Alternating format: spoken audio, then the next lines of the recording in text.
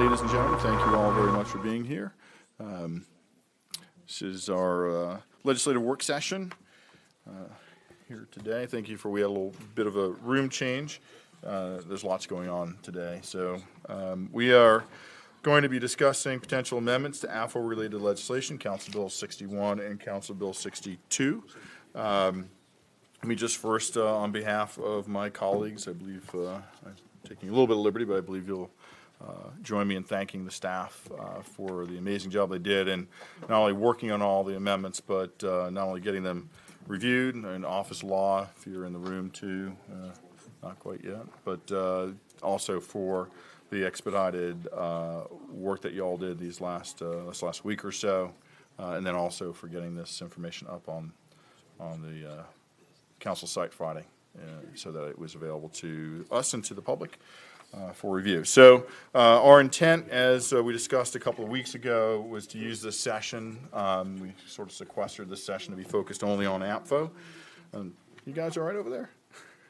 Okay, good. Thanks. We're working on something else, but we're listening. All right. Well, very important. So we're multitasking. Excellent. I'm glad to hear that. So, but though our singular focus tonight is on Apfo, and so obviously we put a lot of amendments in. Some of us have proposed different types of the same amendment. So I think in general what we anticipate at the end of this process is some amendments that after we discuss, work on them some more perhaps, that we'll file, and that filing, just to remind everybody, is November 2nd. Right, we have an extra Monday in October. And so that'll be the process we'll follow. So we also, thanks to Ms. Feldmark, we've grouped the amendments by topic, so similar amendments we'll discuss in a clump, and we've organized it a little bit. One in particular, we're going to start with the roads test. So I'll go through the segments or the topics, but the roads test we're going to do first, so we take advantage of staff that are here during regular business hours for the most part, and try and get them out at a pretty reasonable time. So we have roads tests, then we have the schools tests group, which includes high school tests and capacity utilization. Then we have schools test wait time, which has a few amendments related to that. Then schools test other, which is a little bit of a catch-all for a couple of things that didn't fit in those other categories. We have a couple of affordable housing related items, and then a couple of others that have not been. Do we have these? Yes. So we have a couple of Apfo review related ones, and then one that's just a brief amendment. We have a couple of actually just clarifying amendments from the administration that shouldn't take us very long to go through. So, with that. Are there any questions? Oh, just in terms of process, those of you who are here, our process tonight, we were planning to go till about 6:30 for a couple hours. We'll take an assessment of where we are, but the plan was then to take a break, a brief break for us to grab a quick bite, and then to come back out and finish up for the rest of the evening. I think our goal was to be done by 8. It was the original plan, 8:30, but if we're more efficient with our time and our conversation, then it could be earlier. But that sort of was the general plan. So, Mr. Weinstein, can we hope for efficiency? We can always hope for it, Ms. Siggety. That's, I think, a goal we all share, and sometimes we hit the mark, sometimes we're a little off. And with this and a couple other issues of late, I have learned that I am horrible at estimating timeframes. I do understand that. Yes. One of my children is here visiting from Idaho. She leaves tomorrow morning, so efficiency would be really appreciated. So estimate midnight and be wrong again. Yeah, I'd like to be wrong on this side of midnight, though, Mr. Fox. Yeah, As opposed to one of our recent times where I was 2 hours off. Yeah, so let's get started. We'll start with the roads test. So we have a couple of folks, Mr. Edmondson. I don't know if anybody, you want to bring a friend up with you too. So if you can come on down. And so we have plenty of spaces for folks. If you'd feel more comfortable, Mr. Edmondson and Mr. DeLuca, to sit over here on the side table, that would be great. And so in this grouping of amendments, we have amendments K, EE, and FF. Mr. Chairman, it appears that the administration amendments are technical and Yes. clarifying in nature, and I don't know if, whether it's Mr. DeLorenzo is able to just briefly hit those, because those seem to be really quick and easy. It's why, It could be it's before why I or make a good combo, because you read my mind. So, yeah, are you here for the administration, all the other amendments, Mr. DeLorenzo? All right, well, come on down. You can sit in the hot seat. Sit in the hot seat. There you go. And so, if we can just do EE and FF. Yes. So EE,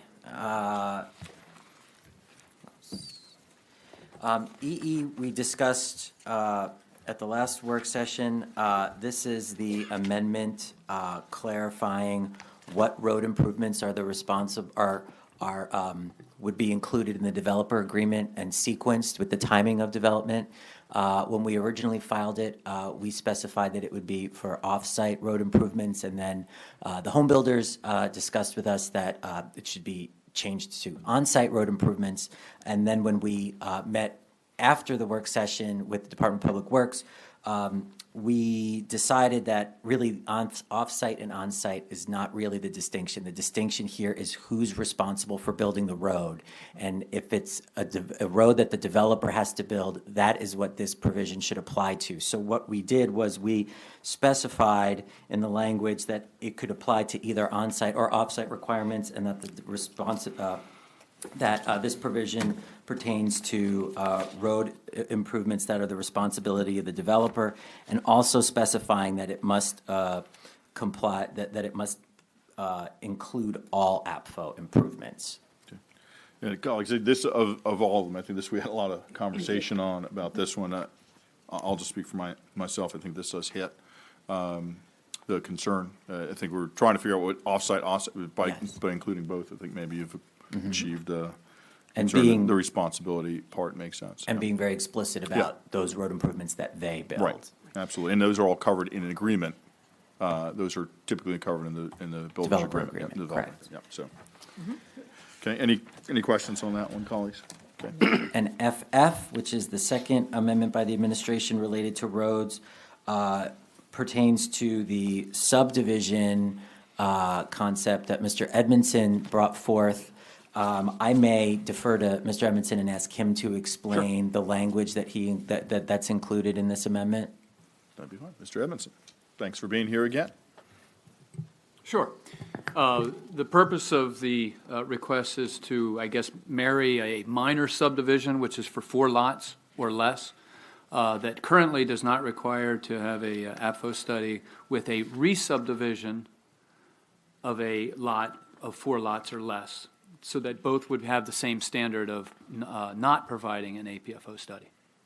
And if I understand, again, we did discuss this pretty extensively, and this was a clarifying consistency. And Yeah, Mr. Johnson? I think just we wanna- discussed it around sort of the concept of your amendment when we were talking about Montgomery County. So Right. We were discussing it. Right. I just wanted to clarify, just because I may have, I'm not sure how I missed the term re-subdivision for the past few years, but I hadn't heard that. So I just want to make sure I understand, that doesn't count, that's not if you have a multi-year project necessarily. That's only if you're taking a single lot and then re-subdividing it to 4 or less. Correct. If it's a multi-year project, then it would be looked at as a phased project. And you those would- phases wouldn't be, that's not what you mean at all by re-subdivision, right? That's correct. Okay, thank you. And we added one more further clarifying sentence at the very end of the amendment, if you see. That's to make sure that these subdivisions would not be re-subdivided any further as a way to get around Skirt the this. 4-lot maximum requirement. Good. Okay. So those are the 2 amendments the administration had pertaining to roads. Okay, colleagues, any questions on EE and FF? Okay, great. Yeah, that's fine. Thank you, Mr. Lorenzo. Okay, and then that brings us to K, the roads test. So, yes, colleagues, so I did put this in, and we discussed this. And in subsequent conversations or email exchanges, at least, since putting this amendment in, Mr. Edmondson did point to a really good clarification about creating too many tiers. And I think one of the key things was how many developments would be going over that number of units. So my sense is that we would, that I would be likely putting something in that would go to 2 tiers, one for units of 100 or fewer, and another for over 100 units, and that we would, the 100 or fewer would be the one intersection or a mile and a half, and the over 100 would be the 2 intersections and 2 road miles. But there's an additional clarification, and Mr. Edmondson, I did read your email that you sent earlier today in the follow-up question about adding some language that would give DPZ some authority, responsibility to apply a bit of logic, if you will, to saying, looking at an environment, an area around a development, that if it didn't quite hit what would be the most likely intersection, even if it didn't meet the requirements of a major collector or a higher classified road. And so, and if you don't walk through the example you gave, I mean, I thought that example that you gave that was appropriate. Before that, I just wanted to get clarification on the amendment. What I thought I just heard you say was 2 tiers. What Correct. I'm reading is I think I see, There are 3 tiers in what you're reading. Okay. The idea All is right. to remove what is now section Got it. 3. got it, Right, got it. and then just to tweak the other 2 a little bit, so it's 100 or fewer, and then over 100. Yep, And got it. then to add some additional language that would allow for situation. And so I, just if I could throw it over to you, so, wait, sir, Mr. Fox, yeah. No. So I just want to make, I understand that you're combining basically 2 and 3, but I'm just trying to understand which way you're combining as far as in your requirements. No, I'm not, at this point, I don't think I'm combining 3, I'm eliminating 3. You're eliminating, okay, Right, so you're and so it eliminating just- 3 and heading towards 2 would just be 100 and more, you know, so it would capture anything that was more than 100 units. And so it would be the at least 2 road miles in all directions and containing at least 2 intersections of a major collector and a higher classified road with a major collector or higher So classified. you wouldn't have something with a 3? Correct. Okay. Right, and part of it in the exchange with Mr. Edmondson in terms of looking at that is it, given our geography and being a much smaller county, some other counties which have a longer areas also have, they vary by area in their county, so they segregate not only tiers, but they segregate their county into road test areas. And so I think while we're trying to achieve something a little bit more refined, because we have a smaller physical county, geographic county, that might not work.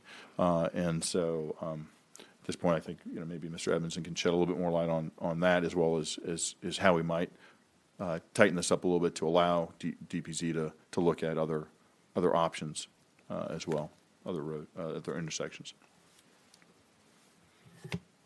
Before I go into it, Mark DeLuca and I have been talking about a couple of the words that are put in here right now. I'd like to let Mark say a few things about it. So I do have some comments from Public Works and some generalized comments about how this integrates into the overall APFO, which also includes the downtown APFO. The downtown APFO is just a different section or a different chapter of the APFO.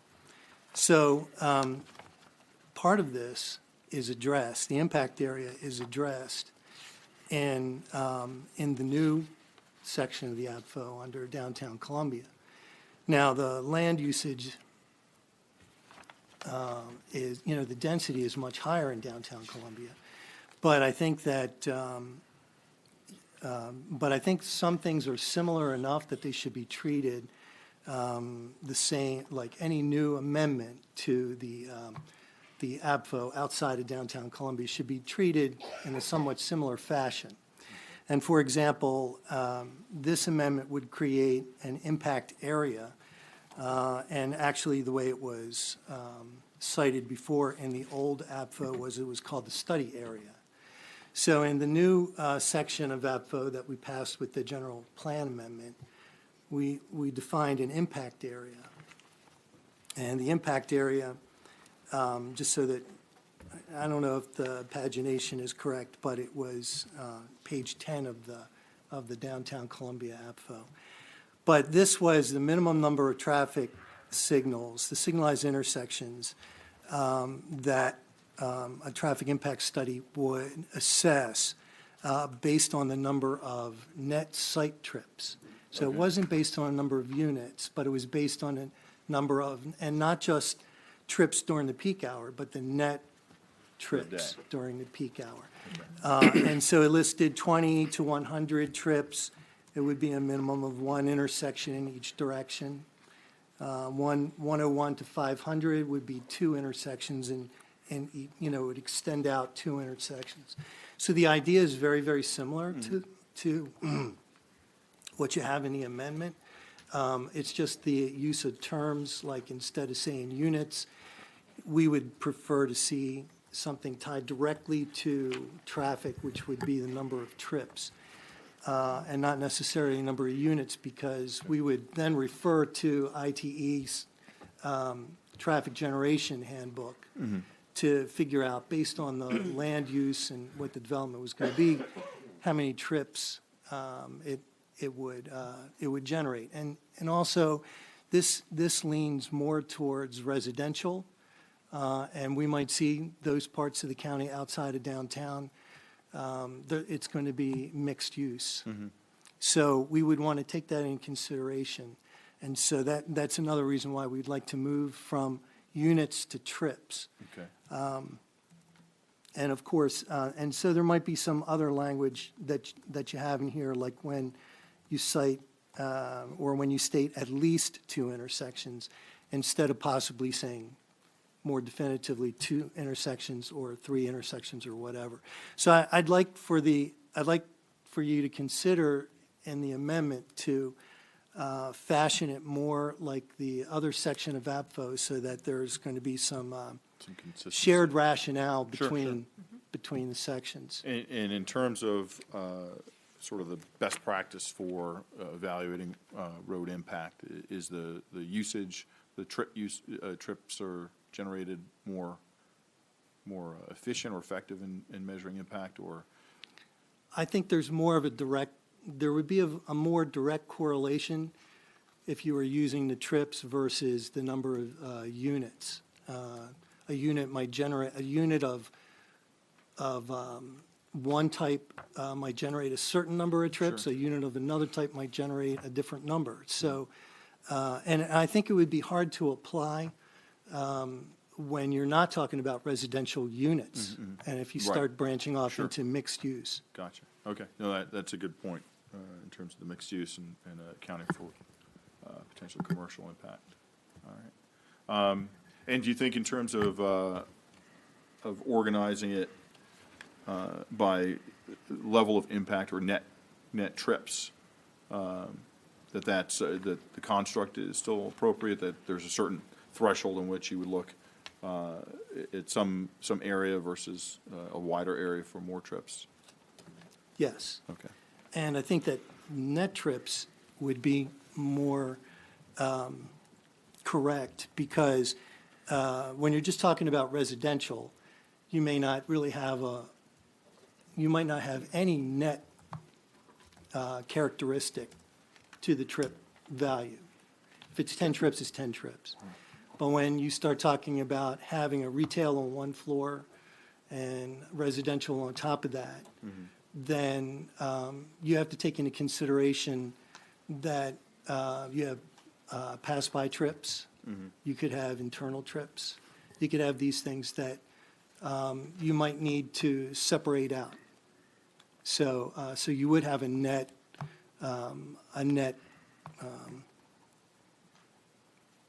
situation where you need to take the net, not necessarily the gross amount of trips. Okay. Yeah, Mr. Fox? So staying, I guess, on the consistency, the area that he's changing with this amendment is only impacting the plan service area. If we're going to make these changes, should we make similar changes that are consistent or similar, with similar differences to what they are now in the non-plan service area? I think well, I'm also going to ask Chad to chime in. I think there is a difference between I think there's a difference between the density that you're going to see outside of the planned service area versus the planned service area. So I think that there needs to be a consideration there, because your land uses are going to be a little different. However, there have been, and I think Chad would be able to talk to this more specifically, there may be instances where you would look at a first major to major intersection, but you might not look at the actual intersection where you might have a high-volume driveway and the major road. You might not even look at that one. You might look at a mile down the road. And I don't know if that's a situation that occurs. It's a possibility. So I think that maybe if you wanted to talk about that. So now with APFO, we do look at inside the PSA differently than we do outside the PSA. We look at it from a standpoint of the impact, the size of the impact area. Inside the PSA today, it's 1.5 miles of any major intersection. Outside the PSA, it's 2 miles of a minor intersecting a minor collector. So the way this is written, because it's divided up today in the design manual, if you want to change what's outside the PSA, you would have to word this and, additional. Well, that's what I'm paragraphs. asking. So I was asking if we're going to make changes in the plan service area having to do with how we're approaching things, and I understand things would still be different in the non-plan service area. Should we be making parallel changes, and then potentially what would you recommend as we're making the ones in the plan service area, those differences in the non-plan service area? And, I don't need to have that this second. Yeah. You can get back to me on that, or get back to all of us on that. I appreciate it. No, thank you for calling that out. Mrs. Strasser? I didn't know if we were getting back to what I don't even remember what Mr. Edmondson was supposed to Yeah, tell us we- about at the beginning, but We certainly should we? can. I think I need to restate my question because the information that Mr. DeLuca Because I have a provided changes some of the Okay. fundamental things, but I want to make sure Because it I did addresses have my a key few concerns. questions, but they're sort of, they can come after he explains whatever it was you're. Okay, well, so if I can, then I'll restate sort of my question. And that is, even now in the context of what Mr. DeLuca is suggesting, and maybe a shift to net trips, given in consideration as well with the inside, the PSA and outside, the intent here is to make sure that in all situations, we certainly have consistency, and appreciate the consistency with how we're doing things downtown and now. PSA, non-PSA, making it as consistent across as possible. But to make sure that in situations, if there is a circumstance where a development of any size is being done, that just based on how you draw the line, or you find that major or minor, wherever it might be, that it might not be the location based on where the development's going and where the road network currently is, that's the most likely place where the majority of the trips will take place, right, in the intersection. So the ability to then look at the study area and say, okay, you all have the authority to then include another area that may fall outside of how this is characterized. So that's the language that's not in this that I'm hoping to add and make it so that it's clear enough that you all can use it.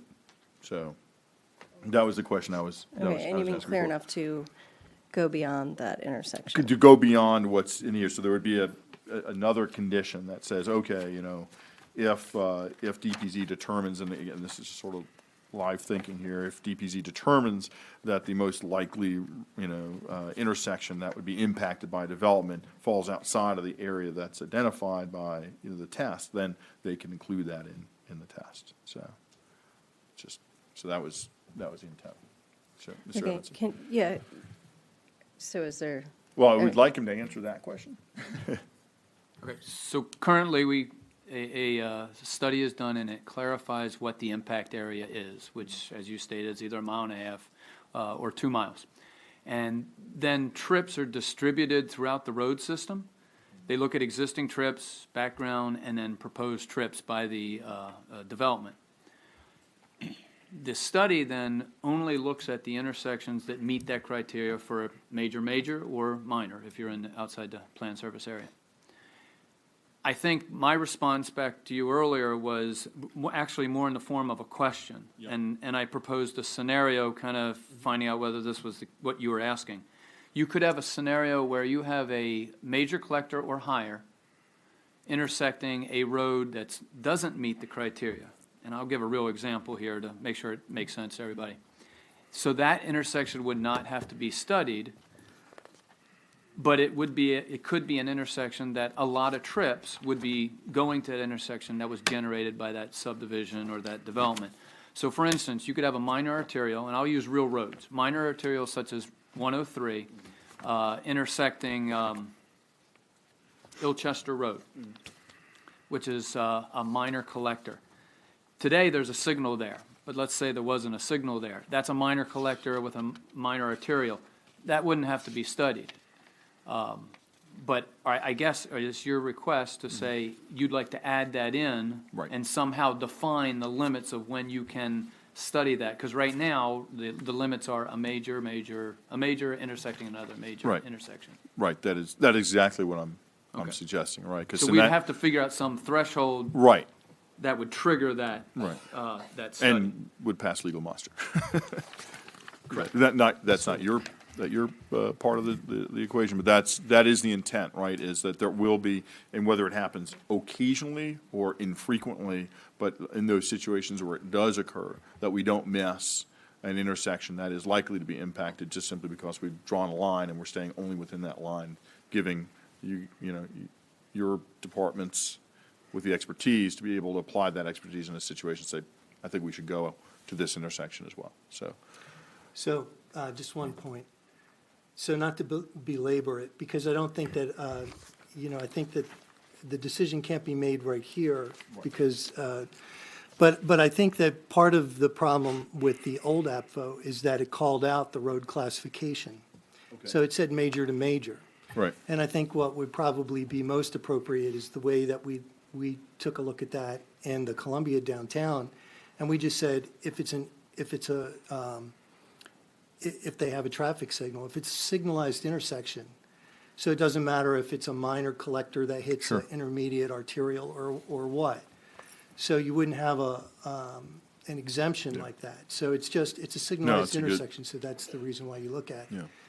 But then the other cautionary piece of this is that you can use some words to give DPZ staff discretion on which intersections should be examined. And there could be a meeting where a developer comes in and you'll have maybe it's someone from traffic engineering and will say, well, we want you to take a look at this one.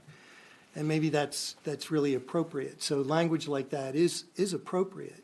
But I just caution that predictability going into that meeting before anyone says, well, I want you to look at that intersection, that you try, that whatever the amendment is or whatever is specified, takes in consideration most, if not all of those issues beforehand. So there's an amount of predictability on the developer side walking into a meeting like that. But I don't disagree that there should be some discretion, Right. but that should be rather the exception Sure. than the rule. Right. No, I appreciate what you're saying, and I think that's a fair point. And so I think what I've gathered from this, we have a good basis for departure on refining this based on what we have for downtown Columbia in terms of the road test there. We have some additional potential discussion about growing or improving some consistency, maybe inside, outside the planning area. And then that consideration is how do we write it such that people who are doing their plans have a sense of how that plan is going to be reviewed and whether an exception might be a potential on that side. So, all right. Good. And I see Ms. Feldmark. Whenever I see her writing furiously, I'm always happy. Yes. Ms. So Tracy. I wanted to clarify a couple of things. So the first paragraph, does that change anything from the test that's done now other than to? It was, create as a far as I know, second. it's just a unit, creating a threshold for units. So then it's creating a second it's not threshold. increasing the test for anything under 100 units, 100 units or correct. under, or depending on, If we go to trip, If you go to net trips or 2. whatever, but yeah, no, that was So- to say that, that a roads test, right now works for a certain part, but then there's some, for larger developments, more, wider testing Right. needs to be done. Well, yeah. So I guess do we know what percentage of our, I don't even know who to ask that question of, but what percentage of our developments are 100 or fewer units, and how that would impact a phased project? Would that just that would look at the whole project, I'm assuming, not just the phases, each individual Right, and phase? yeah. Yeah. Okay, I don't know the percentages, but with respect to the phase, when we get a large maple lawn farm, for example, we look at the APFO at the sketch plan, so it's a comprehensive sketch plan, so it's all put So the together whole as thing. one. It's not like they're coming in 40 lots and I'm Gotcha. under, so. And that's clear in the regs already. I mean, that's not, we don't have to clarify to Yes. make sure that, okay. okay, and so, I mean, I like this idea of having tiers. I'm not sure I would go back to 2 versus 3. Not go back to, but change in terms of your amendment. But I think the 100, to me, is a little bit on the high side. I think of all the developments in my communities, other than sort of the huge ones, and it seems to me that now, I don't know how that's going to change if you do it as trips. Sure. But I think I that's, would like to be able to capture, and I don't know if you're open to changing that to a lower threshold, or if I need to draft my own amendment, but I just wanted to make that comment. And the other question I had was about downtown, and how does this change something for downtown? It seems to refer to, No, it's specifically intended not to leave so it in place. exempts them from any change that we're doing. It's the same language that was in there previously. I think he deleted it just because of the way he was numbering it. So it refers to the design manual, and we have impact That's how it is. areas defined in the design manual. Right. Yeah. Okay, so this isn't changing anything, but Nothing. we're If you look at page 15, Q1, the end of the paragraph, it's the same exact language, just when he deleted that and put it back in order, it just needed to be deleted the way he was drafting it. Right. That's it, thank you. Very good. Okay, so Mr. Ross, thank you. And so to Mr. Ross's point, in reviewing sort of the going to a trip-based measure, if that changes your concern about having 3 tiers and how far out it might go, because I know that was part of the concern. Once we went beyond sort of the 2-mile radius, we start running into sort of guessing, I think is what you were suggesting, that you get too far afield from a development in our community, and it gets really hard to be specific about what to measure. So, but if you can give some consideration, to create different tiers, so if we have a lower threshold, a medium threshold, and a high threshold, what those might look like in practice. Mr. Fox, did you? And then, the way you had both 2 and 3, those were not going to be capped by the phrase, but not beyond the intersection of a major collector or higher classified road with a major collector or higher classified road. So you didn't have that in 2 or 3. You're not intending to put that in. Correct. Correct? Okay. Good. All right. Okay. Any other comments or questions on the roads? Thank you very much for your insights on that, and for your continued work and continuing work on this. Okay. Actually, Ms. Feldmark, I'll give you an opportunity. Is there anything else from a drafting perspective, any additional? I'll be calling.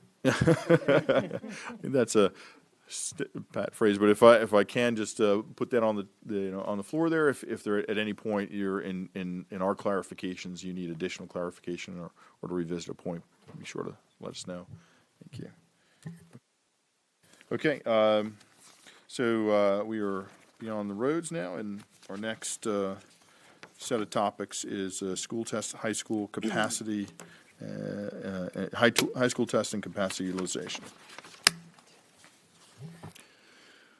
Mr. Chairman, may I recommend, since they're all coming up, they know. Yep. Very good. So we have room there for at least 3. Somebody is welcome to take up a spot there, and then we still have the hot seat if anybody wants to sit. And I'd like Mr. DeLorenzo. Okay, so Mr. DeLorenzo, you get the hot seat again. Now, since there are several competing amendments? I didn't know how you wanted to, because I have some broader questions first. Well, if you want to start with broader questions and then work our way Okay. down into the amendments, that'd be fine. So a few things, generally what I tried to do with these amendments was look at, what are the citizens asking for? What can pass and what makes sense? And I think there's some opportunity among all of the amendments here. And I wanted to ask some clarifying questions that'll help set the stage for at least how I got to places and probably how the three of us. So, Mr. DeLorenzo, I know that there has been, as it comes to the percentage, there's been some discussion about state legislation.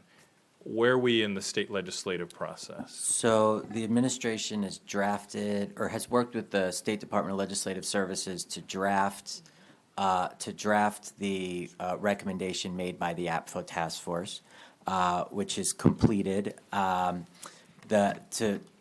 To remind everyone, so that amendment will allow for a doubling and tripling of the public schools facilities surcharge in it's state enabling, so the state would be granting the county the authority to double and triple its surcharge. The hearing, I believe, the state delegation's hearing is scheduled for November 29th, so they have that bill already drafted. The chairs do, and so we're on their agenda on November 29th. Can you remind us, when was that due to the state? Do you recall? So the deadline we got for 2018 was the end of September, perhaps Okay. end of September. We finalized it maybe 2 weeks ago. And that's usually around when it is. Correct. Ish. It's in the Okay. fall, right. So can you remind us, now that you mentioned it, when did the recommendations come out? I completed the report in April of 2016. Okay. April of 2016. The recommendations that are now, that just went to the delegation a couple weeks ago, are the exact same recommendations that came out of the report of April 16? Yes, But we did not make the request in the fall of 16. correct. Okay. So that'll go through the process. Now, Ms. Kamen, can you help remind us and enlighten us? Because I know that there's some question about adjacency and contiguous and the school and state funding. Do you recall what parameters the state considers when it looks at funding as it relates just to like the high school test and capacities or capacities in general? Okay, so to qualify for funding at the state level, the state will participate or not in the construction costs to either renovate, have an addition, or to build a complete new school. In order to justify the need of the seat, we use their state form, which looks at our enrollment projections. Every year, we go through the process of getting our enrollment projections, for lack of better terms, approved for use in state projects. You have to come within 5% of what they're projecting, and we are allowed to use our projections for any type of state project. So we take our projections and we look 7 years out into the future. That's a state requirement. 7 years out into the future, what does Future. that mean? So we look at existing enrollment plus 7 years. So So our if- existing enrollment plus our projection out to 7 years every year. So if there were a development in the pipeline, but the development you don't expect for 6 years, that would still be included? We get housing projections from the Department of Planning and Zoning. So whenever they anticipate a development coming online, either through the development review process or through the land use, maxing out the land use, that is put into our projections. So then, yes, it would be in there if it was anticipated to have a housing units for that particular attendance area. On that, though, it's not just from the development either, right? So it would be, projections could be from anything. So, We have So our projections are sixfold. It's not just new development, although new development has That's what I want to its own yield. We also have a yield for resales. We also have a yield for cohort survival. So those are the children that are already in the system and will Hate that continue term. through the system K through 12. I know it's a demographer term. And we also look at apartment turnover. So we use all of those factors in order to determine how our projections will look into the future. And each of those, excuse me, Dr. Ball, are based on on some historical average? Yes. And so how far do you go back for a historical We average? look about 10 years. We do a best fit analysis, so sometimes and our yields are specific to an attendance area. So let's say, for example, attendance area A is having, we're seeing a higher yield of students out of the last 2 years or 3 years. We would tend to use that 2 or 3 year average as opposed to a longer term average. So we'll either look at 1, 3, 5, sometimes 2 year average on yields based on the category, so to speak. And so that's how they're a little bit personalized in each attendance area. And in each of those attendance areas, you can tell where the students are coming from as well, given that you have to look We at new can- resale Yeah. cohort survival. Yes, et we cetera. we can look and do a comparison as to where we think we're gonna see the most based off of past experiences. And it usually takes about a year, like, for example, in new construction, it takes about a year if we're seeing something a little bit higher than we've seen in the past. So it basically updates itself through our process. And then, Mr. Gist, can you talk a little bit about the timeline and where we are with High School 13? Well, I'm happy to report that the Phase 1 environmental assessment for the southern site is just about done. I'm happy to report that we recently filed application with the state for a site review of both of the particular sites. We're tracking for that September of 2022 delivery, and we're doing everything we can to expedite along the process. Okay. And just, well, we already know there's no high school test. So now, Mr. Weinstein, Mr. Chairman, If it's okay, I don't know if I fully got the answer to the question you Yeah. asked. When you were going through the looking at 7 Oh, yeah. years. I didn't complete the answer. Yeah, I didn't think so.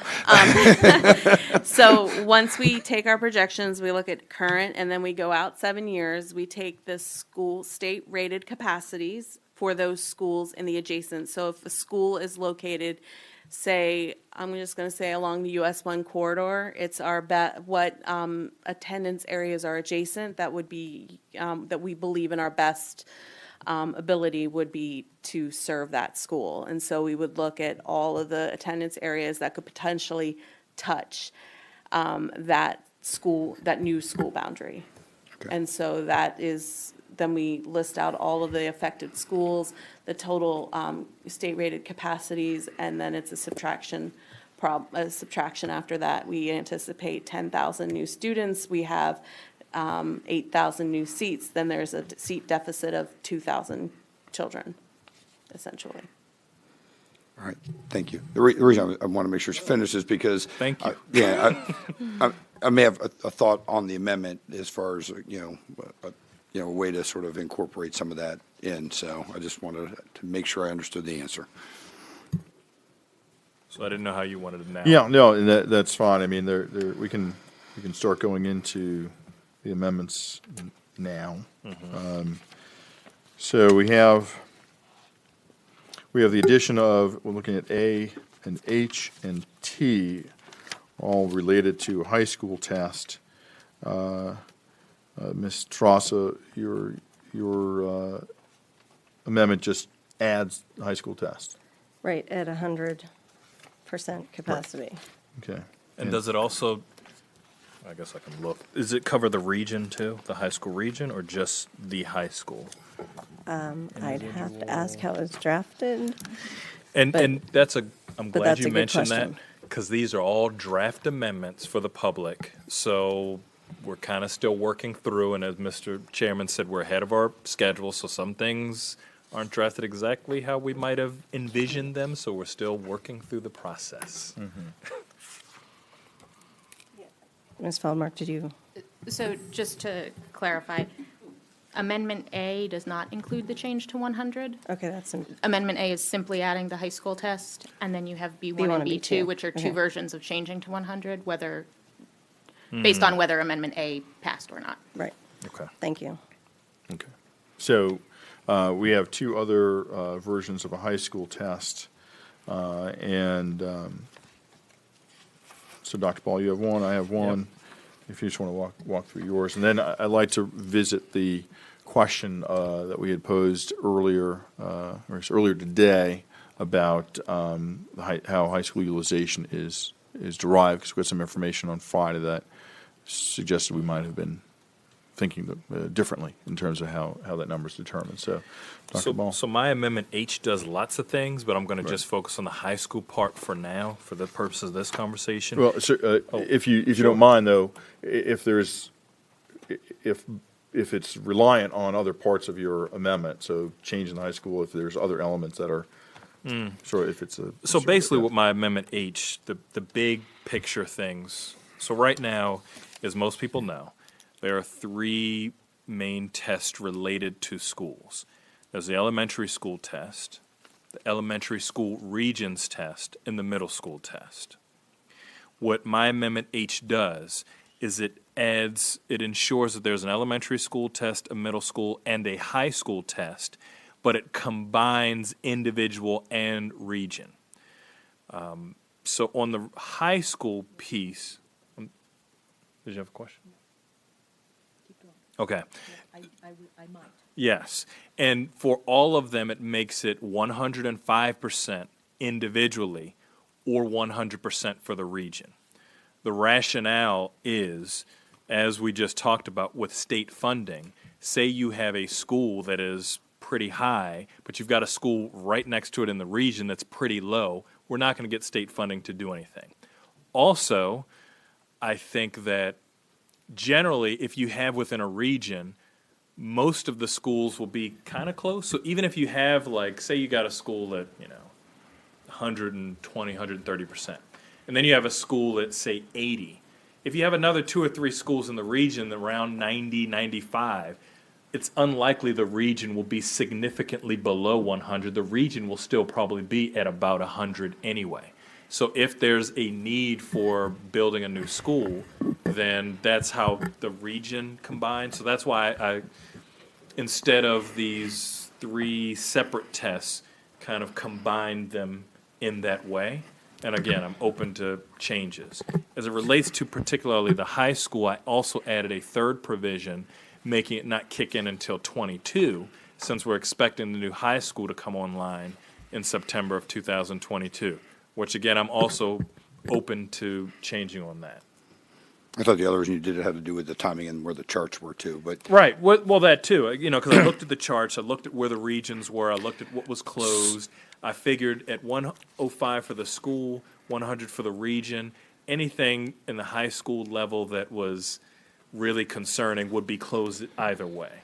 So let me just toss out a couple things. I mean, Sure. some of these things, I think you probably heard me say similar in the work session along those lines and the adjacency. Staying away from the high school for a second, I think looking at it and having, when we were talking about like the region and having it based off of our capacity for our purposes, which may be stricter in some cases and less strict in others, based off of the state, I think is a good way to go, with a caveat, though, going, we don't want to necessarily be at the state when the state is, I guess, potentially going to be, I guess, more lenient, right? But at the same time, when the state is less lenient and we're stricter on those numbers, I guess the concern would be whether or not we would then qualify for the funding. Because at that point, it might not. And I don't know if we have to have some caveat, in there or some sort of, unless it wouldn't meet the the scenario that she just laid out a little while ago. You understand what I'm saying, Dr. Yeah, Ball? yeah, definitely. But I didn't hear that there was a threshold number for state funding. I don't think there's a number. What I heard was there was a calculation taking into numerous factors, including Right. contiguous schools. Is that correct, Ms. Kamen? It's actually rather simple. It's the projection that we have and the schools in which that potential attendance area would touch, the capacities that are within it. So, for example, if there was a school somewhere along the US 1 corridor, it could potentially touch every single one of those schools. It's about 5 different schools. So all of those state-rated capacities would be on that form, and then we're just showing a deficit for that particular school, for that need at the state level, for the purposes of construction funds. And that's what the. And their participation, so to speak, in funding at the state level. So is this in state fund, in state regulations, or where does it call for those particular requirements?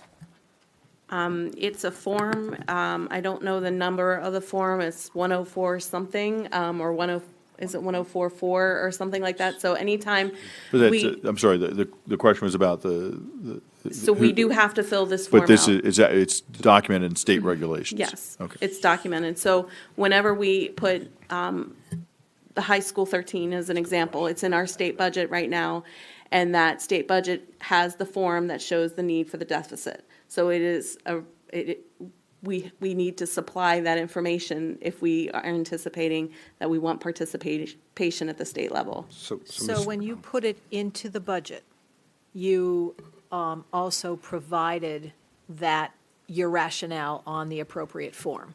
Yes. Okay.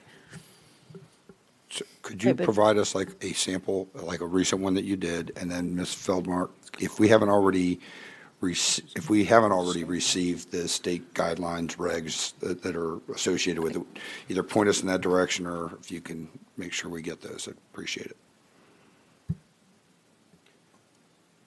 Yes, Dr. Ball, I'd be more than willing to talk to you after we get some of that information. I don't need to ask, I don't have any other questions No, on but that that's good. part. That would be very helpful to have. And then on the high school, I wanted to hit another thing, because I asked this question during the work session, because one of the things that we could, sorry, I don't have a voice still from this weekend. I was down at the Georgia Tech weight game in Atlanta Saturday, and I haven't recovered yet, is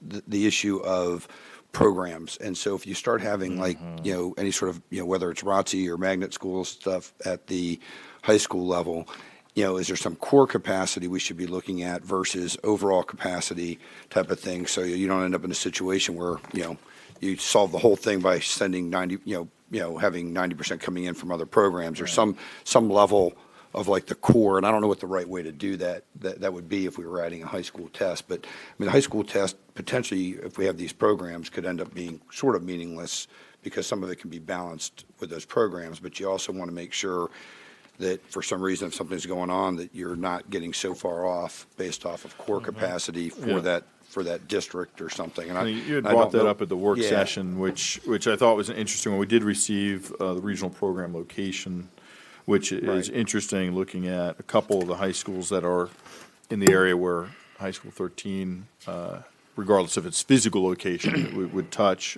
based on how you described it. So we have Howard and Long Reach both have programs that, again, not sure if relocating those programs, if I understood your point, Mr. Fox, when we were discussing this a couple of weeks ago, was in a test, can we include in it that necessary program changes have taken place to address utilization or capacity issues? Is that It's sort of both things. One is also just core capacity type of thing too. I mean, you don't want to, our core attendance area, you don't want to be to where you're solving it all by the programs either.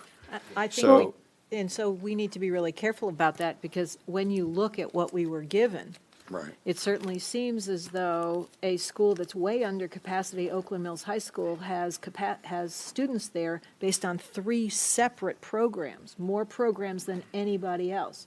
And so if we've got capacity issues on that side that touch Oakland Mills, the question would be, why do we have these capacity issues as opposed to why haven't students been moved into Oakland Mills? Now, granted, I understand the geography of those 3 schools, where they are, Right. Right. so I do get that. But it's hard to look at this, colleagues, and think about a high school test when we now can see that we could end up closing something when there really is, when there's very real school capacity. But that gets into the core capacity, because you can still move, or whatever, that's, I guess that's where I'm going, as far as whether you're a moving program or you're looking at, you're looking at, I guess, I'm not sure how some of the other areas do it that have those programs, like, I don't know if the Board of Ed does, if you look at, Montgomery County or. In terms of use of programs for. Yeah, and how they look at the, any sort of, test along those lines. I mean, I'm supportive of the concept, but I'm worried both directions on what could happen. Sure. So I just want to make sure we don't cause ourselves a problem while we're trying to solve one, and also make sure that we are covering ourselves and trying to solve what we're trying to do. Right. That we don't. I was using this example before. It's like a balloon. If you squeeze the balloon on one side, the air just goes to the other, and then we just create problems elsewhere. And so, colleagues, I'd like to visit a question that was raised about how the high school capacities are derived. Again, it's the local rated capacity, the state rated capacity, and then just understanding what seemed to have happened is it's investigating how we do doing a high school test and how do we find that right threshold. I started hearing folks saying, how the high schools and how the school system looks at capacity, and whether it was, the capacity locally for high schools, was it discounted, if you will, below the actual capacity. And so the question that was asked, or let me just put, I guess the answer that was given was that program capacity at the high school level is calculated 80% or 85% of the product of the board-approved student-to-teacher ratio and the number of teaching stations in the capital budget. And then we did follow back up. So we received that answer sometime on Friday. We actually had that in the prior work session. That was down in their calculation. Yeah, it was down in right. So we had that. So trying to understand what that means relative to the impact on the actual school capacity and a policy, whether there's a policy decision on the school's part that if they adjusted that they can utilize more of the school. So we had a bunch of questions that we threw back over to Ms. Hanks early this morning. And they'd also, just to be clear, explain some of that in their October 20th memo. Which memo? In terms of, this is the memo they sent explaining the data and talked about adding high school and the impact of looking at those programs. The programs, right. Well, I'm talking about just straight numbers and making sure we have the most accurate number, because if we're going to set a threshold for a test at high schools, we want to make sure it's based on an accurate number. So This is also, I think, in relation to what they were explaining here, it has to do with programs at the schools, and the question that I remember asking, which was, on any given day, how many high school students are actually in the building? And that's what this particular one was about how many people are actually in the building, as opposed to the question we're now talking about, I believe, which is the programs like ROTC. right. And also on the capacity, I think even our auditor did a little bit of research on the state and the funding piece. Mr. Glendenning, did you look at that, and can you weigh in on that at all? Actually, I just sent you an email from the IAC side also, which they referred me to earlier, which has a lot of documentation and guidelines and so forth. Yeah, I spoke to IAC earlier and their planning office. And one of the things that they did mention, one of the first questions they ask when they get an application is if redistricting has been looked at, and if not, why not? Sometimes there's some geographic problems that might get in the way of why they can't use capacity at neighboring schools that are Right. close by. Sometimes, you might have schools out west where obviously it's difficult to Or have. like a major roadway that bisects the neighborhood, or. Right. They Yeah. actually spoke about Anne Arundel being a problem sometimes. They've got a lot of peninsulas out there, which, but that is a big question right away. They ask about if you've looked at redistricting and the capacity you have right next door. Yeah, because sometimes redistricting does not make sense. And so that's, okay, thank you. Sure. Well, one of the other questions, I know that we have to go back to how you figure the capacity for high schools, but one of the other things is, I think the other piece of looking at the adjacent attendance areas, determining whether or not you've met a threshold for the state. Do you also have to meet a threshold of having a certain percentage of a new school filled from those attendance areas? So, The answer is yes. and so what do we have to fill it to? When it has to be filled to 50%, I believe. Okay. And is that And from a when- regulation or from? When it's complete. So there's a threshold where the state will not fund construction projects, and that's if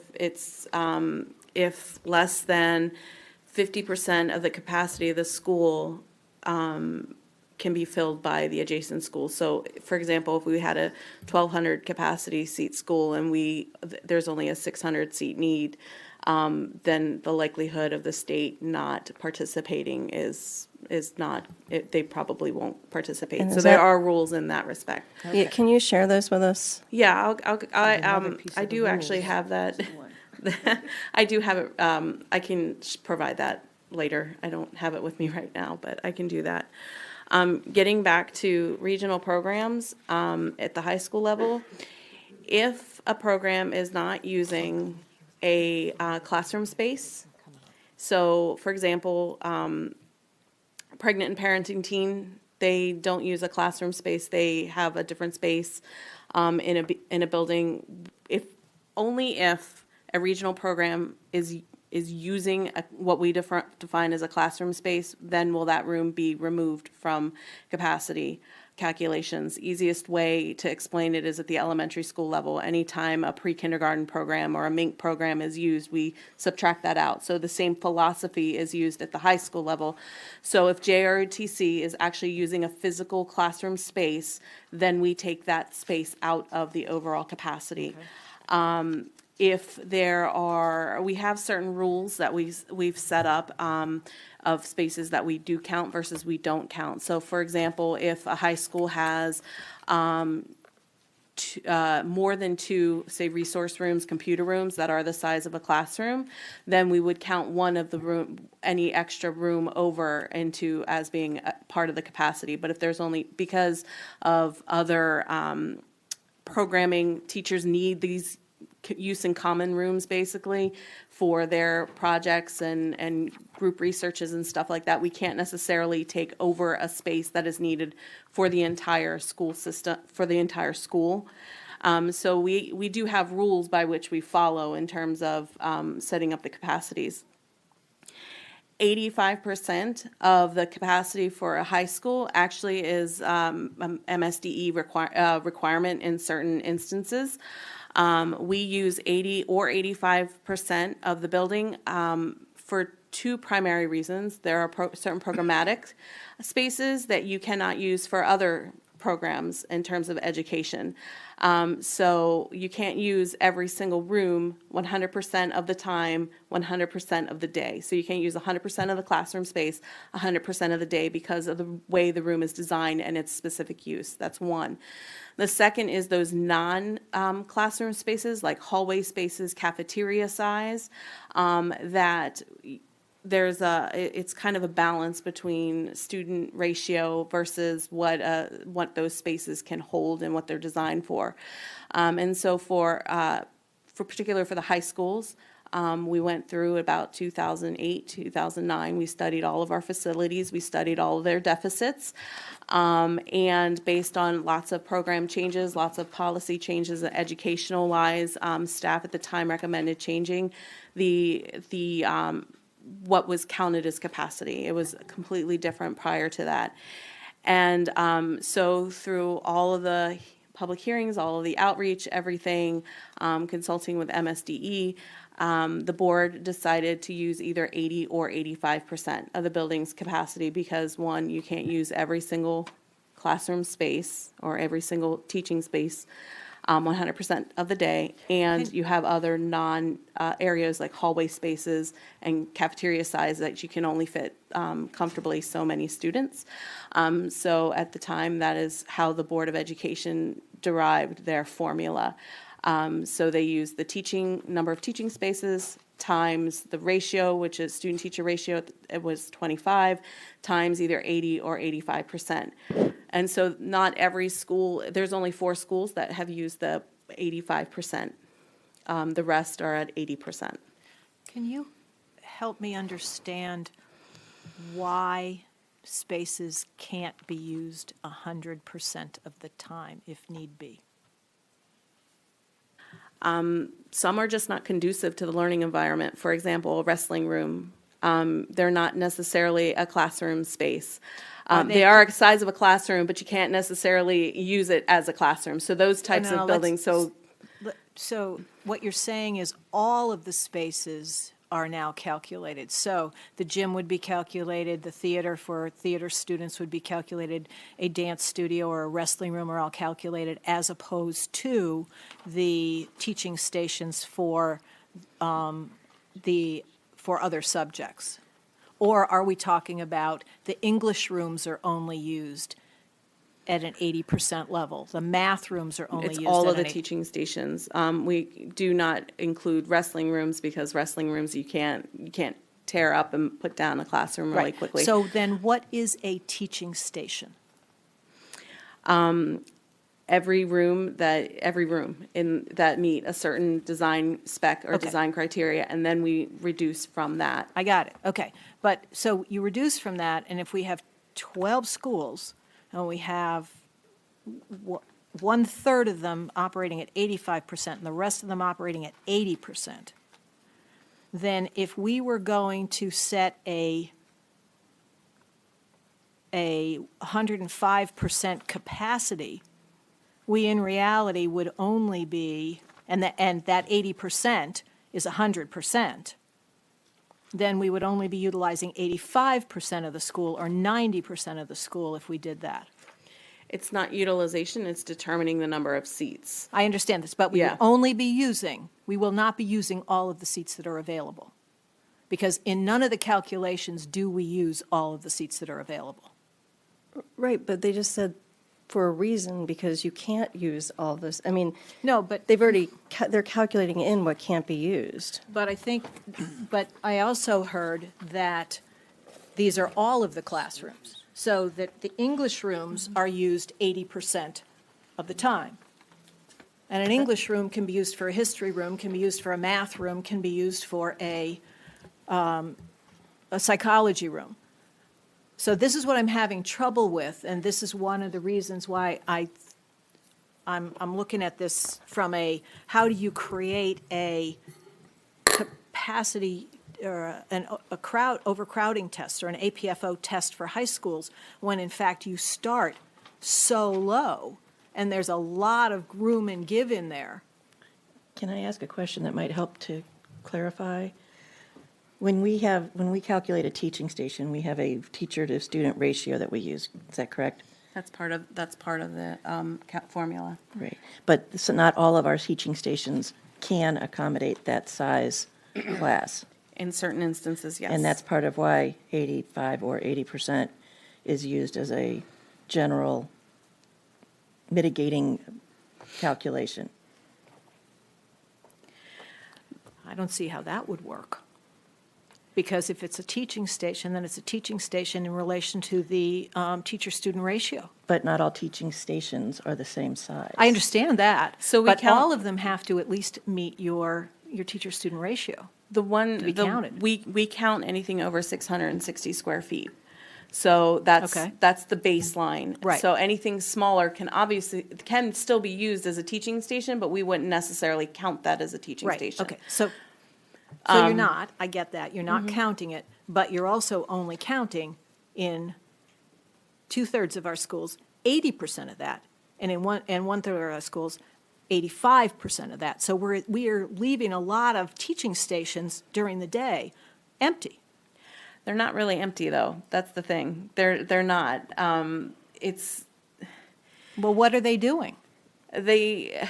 I mean, I, Go ahead. no, I was go just ahead. going to say, I mean, at least in my kids' school, they're doing tests in there, that teachers are doing planning in those. There's a whole host. Sometimes there's other classes going on. There's lots of things going on in those classrooms. I mean, if you were to program them, box them into programming every teeny tiny space, I think it would impact the educational delivery. And, I mean, that's just from my limited experience in the last couple weeks that I've seen, but there's a lot of things that are happening in those classrooms. Yeah, and depending upon what what the subject matter is, I think it can put a lot of undue stress on the teachers themselves as far as in that Right. movement too.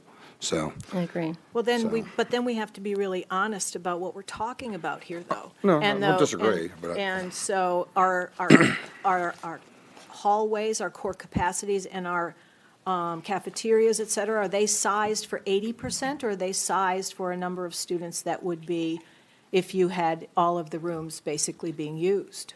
So where have we sized that? I'd have to go look at every single cafeteria space, but we did do a facility assessment. And I would have to look at each and every one of the facility assessments to get you if there's specific core spaces that are undersized and how much that they're undersized. And I know at the time, one was severely, and so part of the renovation was to bring it up to modern standards, because there is that lag as well. Certain schools are built in a certain time with certain educational specifications, and so this was a measuring point, a starting point. So I can certainly look back at the study to see which cafeteria spaces, which hallway spaces were determined to be undersized based on the set fee standards that were used to compare what the standard was, what the HCPSS its specs or at the time, plus the actual design capacity or how it was designed when it was built. So I have read this study, Ms. Kamen, so I appreciate it. What I'm having a really hard time with is establishing in an APFO law a capacity where we will close a region to development, and we will then push for a new school, when in fact we are at 105%, not even at a full use of all of the teaching stations.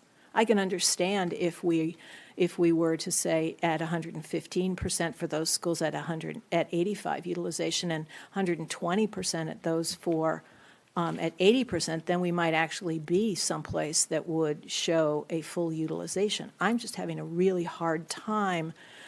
I would have a very difficult time being able to justify the cost to the taxpayers for new schools, knowing that we are only using 80 to 85% of the teaching stations. And Ms. Terrassa, I'm not talking about the ones that don't qualify as teaching stations. Either. I'm talking about all of the ones that do. So I don't get this. Well, I mean, I think what they're telling us is that what you need to run a school, what you need to run a high school, and that those are included spaces in that.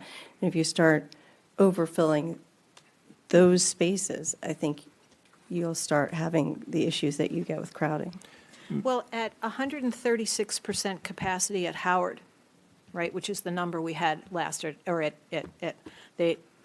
terms of utilization, 136%. In reality, we are basically we are only 16% above a full utilization. space.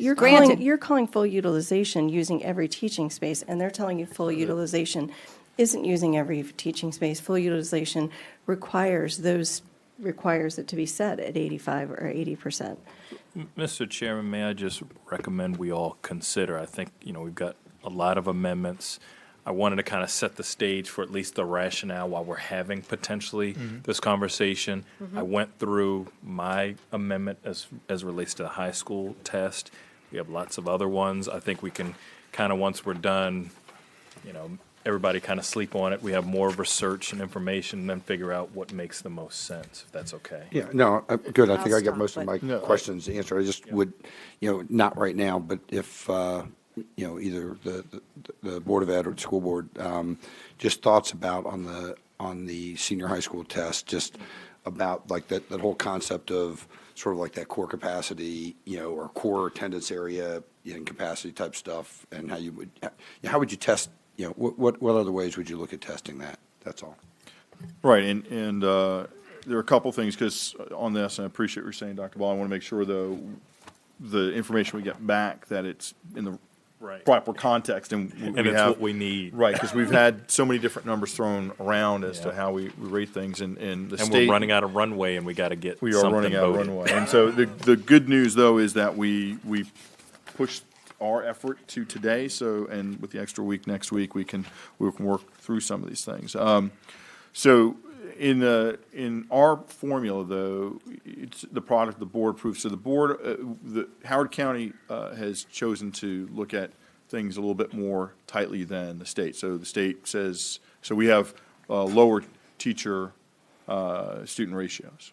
I think that's the right way of characterizing, not higher. I mean, we have better than the state standard. That's how we've cut that back a little bit. Also, the state considers things over capacity at 120%. We've already moved back here in Howard County to 115. And so I think what we're trying to say is, so if we're looking at moving it further down to 110, adding a high school's test, that those are the right numbers that we're picking, and that it's based on the appropriate utilization. I don't know that if anybody has any questions about the elementary and middle school in terms of the numbers. We have that state versus local rate capacity, but on that, and I do still want to go back to some high school related questions. Yeah, I just thought that, I can't remember if it's Mr. Bruno or who. Is he one? Amazing. Wow, that's Explained how we Peers. weren't, there wasn't 120% at the state. I thought that was Do we want to ask Mr.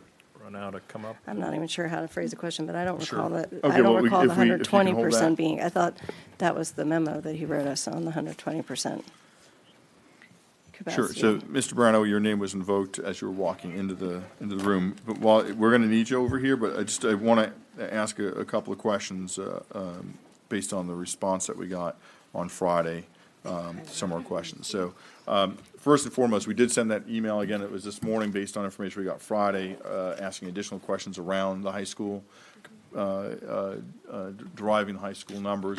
And Ms. Siggety asked a couple of questions in that direction, but it would be helpful, I think, if you answered those questions. Obviously, not right now. We sent them to you in email. You can send your answers back in that. The board, in your response, brought up adding the high school's test, and you cited that most other jurisdictions have a high school test. Have you looked at, because what you proposed was straight 100%, have you looked at those other high schools tests to see which ones seem to be working best for those jurisdictions? And so I'm going to throw a couple of questions at you at one time. And the other, I'm going to maybe lean over to my colleague who was involved in the Board of Ed earlier and in some previous APFO conversations, if I understand. The elementary school test, Regions test, was there, we had a conversation that I just want We to did. say Oh. that was some conversation about that was sort of indicative of the wave of students, with the exception of that horrible term we don't like to use. The cohort survival, huh? Yes, cohorts. Can't even say it. That, right, I don't want to say that word. That reflects a wave of students who ultimately hit high schools in a particular area, and that was some of the reasoning behind adding that that test. I think it's, into Dr. Ball, I think you and I had this conversation, that in our amendments, why we removed the elementary school regions test, because it sort of replaced with a high school's test. So I don't know if you wanted to add. Well, so you had asked Yeah. me what I knew about what had happened before, so I Right. actually called a couple of folks who served on the original APFO committee to understand why they did not include a high school's test. So you'll recall in the very first one, it was simply an elementary school's test. I was told, for simplicity's sake, because APFO was new, also because the high school, or not the high schools, the elementary schools are, at least were at the time, our smallest schools. So when we saw overcrowding in those, we needed to be able to replace or to add new schools. And that with that, they would be able to see and be able to predict reasonably well where elementary schools were going to be needed. And they did not, in the first round, talk about high schools.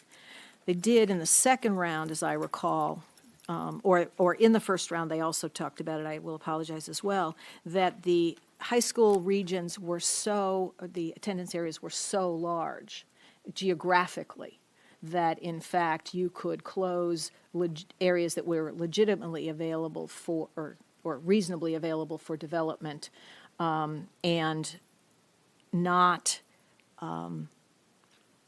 have the region closed under a high school's test. They also believed in looking at the data, and I think if we were to look at the data right now in terms of the pupil generation rates, that most of the pupils in the different types of housing were generated at the elementary level, and then were generated in a descending order from elementary to middle to high school. And so they didn't see that many students arriving at high school. That was the discussion that I had with two of the members from the original APFO committee.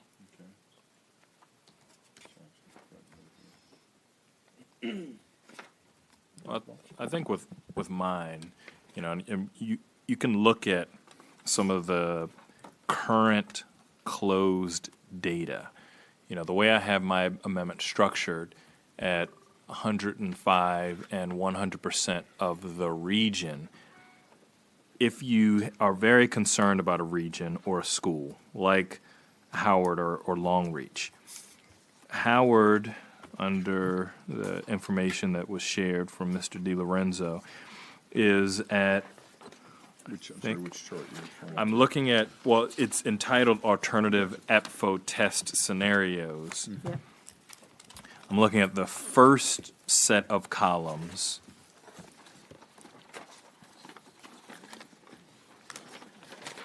So there are 1, 2, 3, 4, 5, 6 regions. Did we just get this, or? No, this is a while back. So there are 6 regions. Are you looking at your high school one? Yep, I'm looking at the high school one. If you look at the high school one, you've got Howard High at 149.6, Longreach High at 139.1. Those are the only 2 schools in the region, and the region is at 144.3.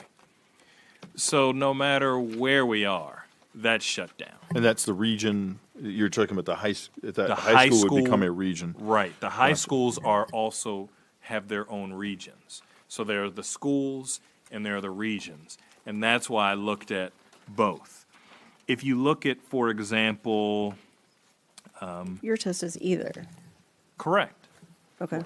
But if you look at any of these, I think it would not adversely impact the community and would respect what the citizens are looking for in a way that's passable and doable with our state funding. Well, Have any of you given any thought, I hadn't seen it in any of your previous amendments, but, high schools are a different animal than elementary and middle. They are. Yeah. I mean, is there any reason you can't make the high school test different than the elementary and That's the exactly middle? what we've proposed. I'm not seeing it that, I mean, which one? Because at Uh, 100% for the Both elementary. Dr. Ball and my amendments talk about completely different tests. right, but they remove the elementary school regions. Right, because Yeah. based And on Miss- the. Why would Ms. you remove Vancourt. the elementary school region in order to put in high school tests? I don't see how one Well, for the reason I just explained, I mean, you don't have to necessarily agree with how I proposed that, but And Ms. Valancourt, and going back also to what I said, I mean, that's what I was saying earlier, that they are different, was looking for your guys' guidance, not necessarily the second, but give that thought, because there's two different issues, you know, that are sort of out there. There's how it's currently programmed, and then there's sort of the attendance area, you know, population. There's sort of two things that are going on.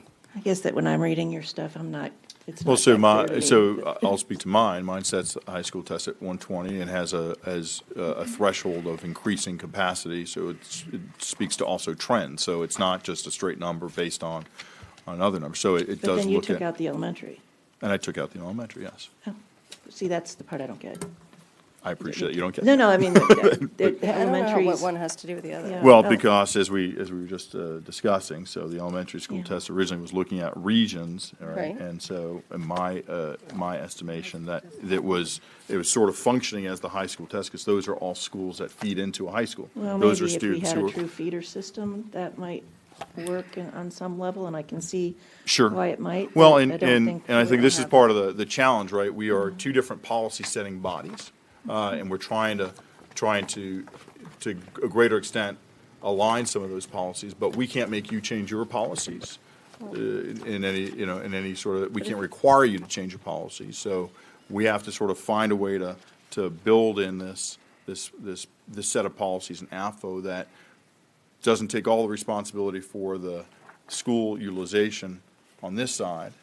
And that's, I think, where we're sort of trying to draw that balance, right? And that's why AFO talks about all these other things as well. I mean, But are you it's the drive. suggesting they should be aligning their feeders better? I mean, I guess that's what I'm trying to understand. well, I mean, that's Because certainly one. But that would be thing hard to can do done. and redistrict to use the capacity.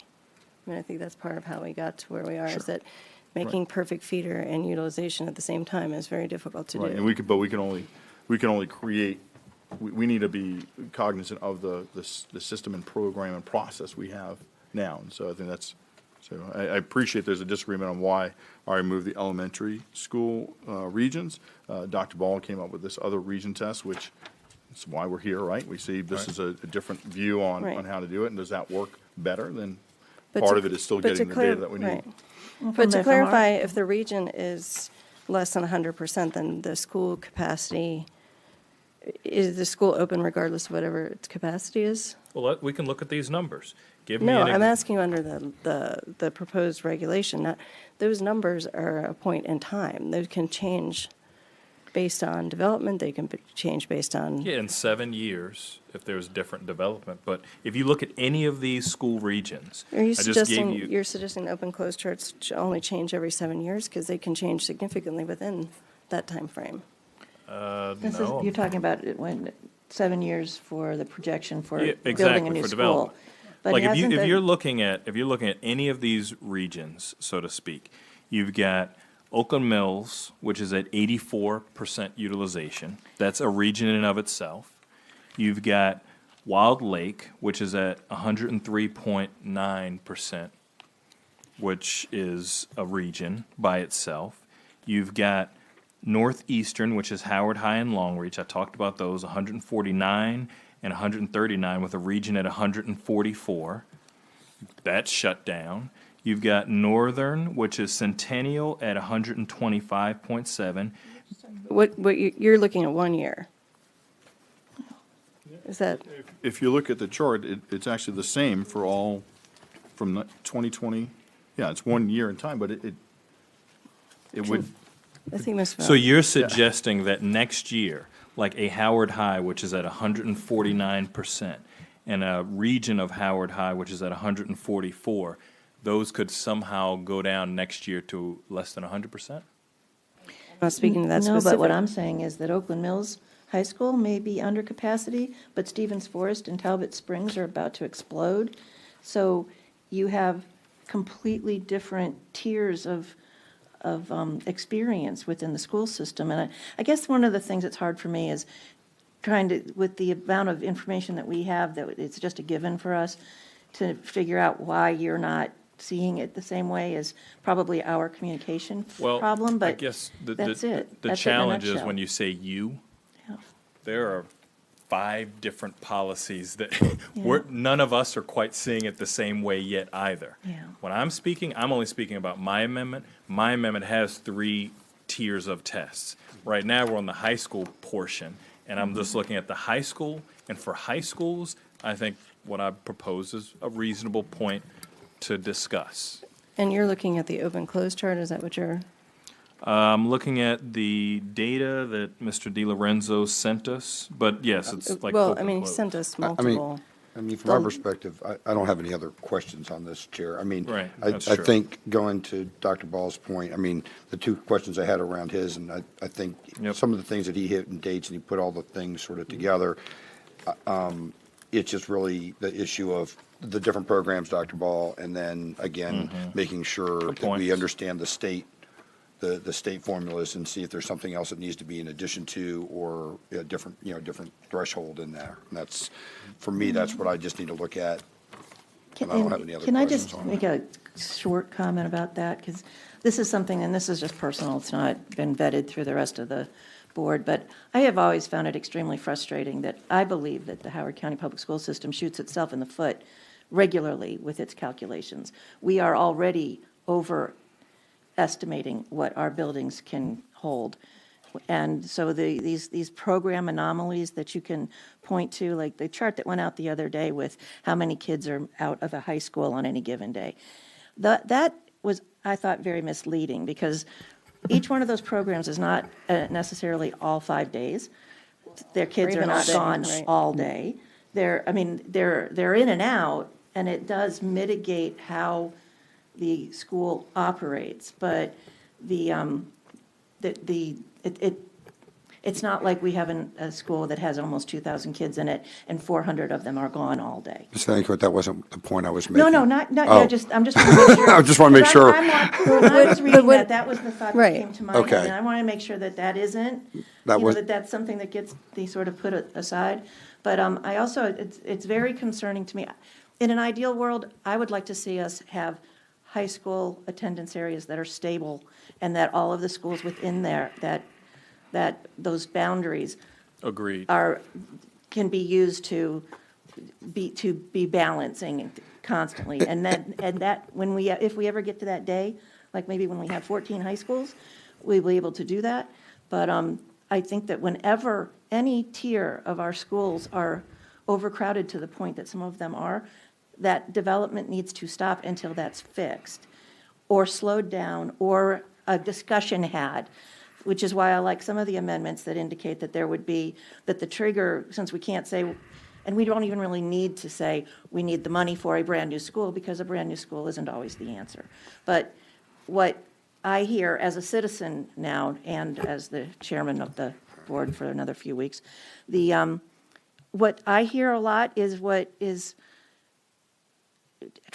figuring out how to fudge closing as long as possible until we are actually at crisis. And what we were trying to suggest is that let's do that before we hit the crisis point. And we've tried to give you every bit of information that would make that possible. I understand if you all don't want to do that.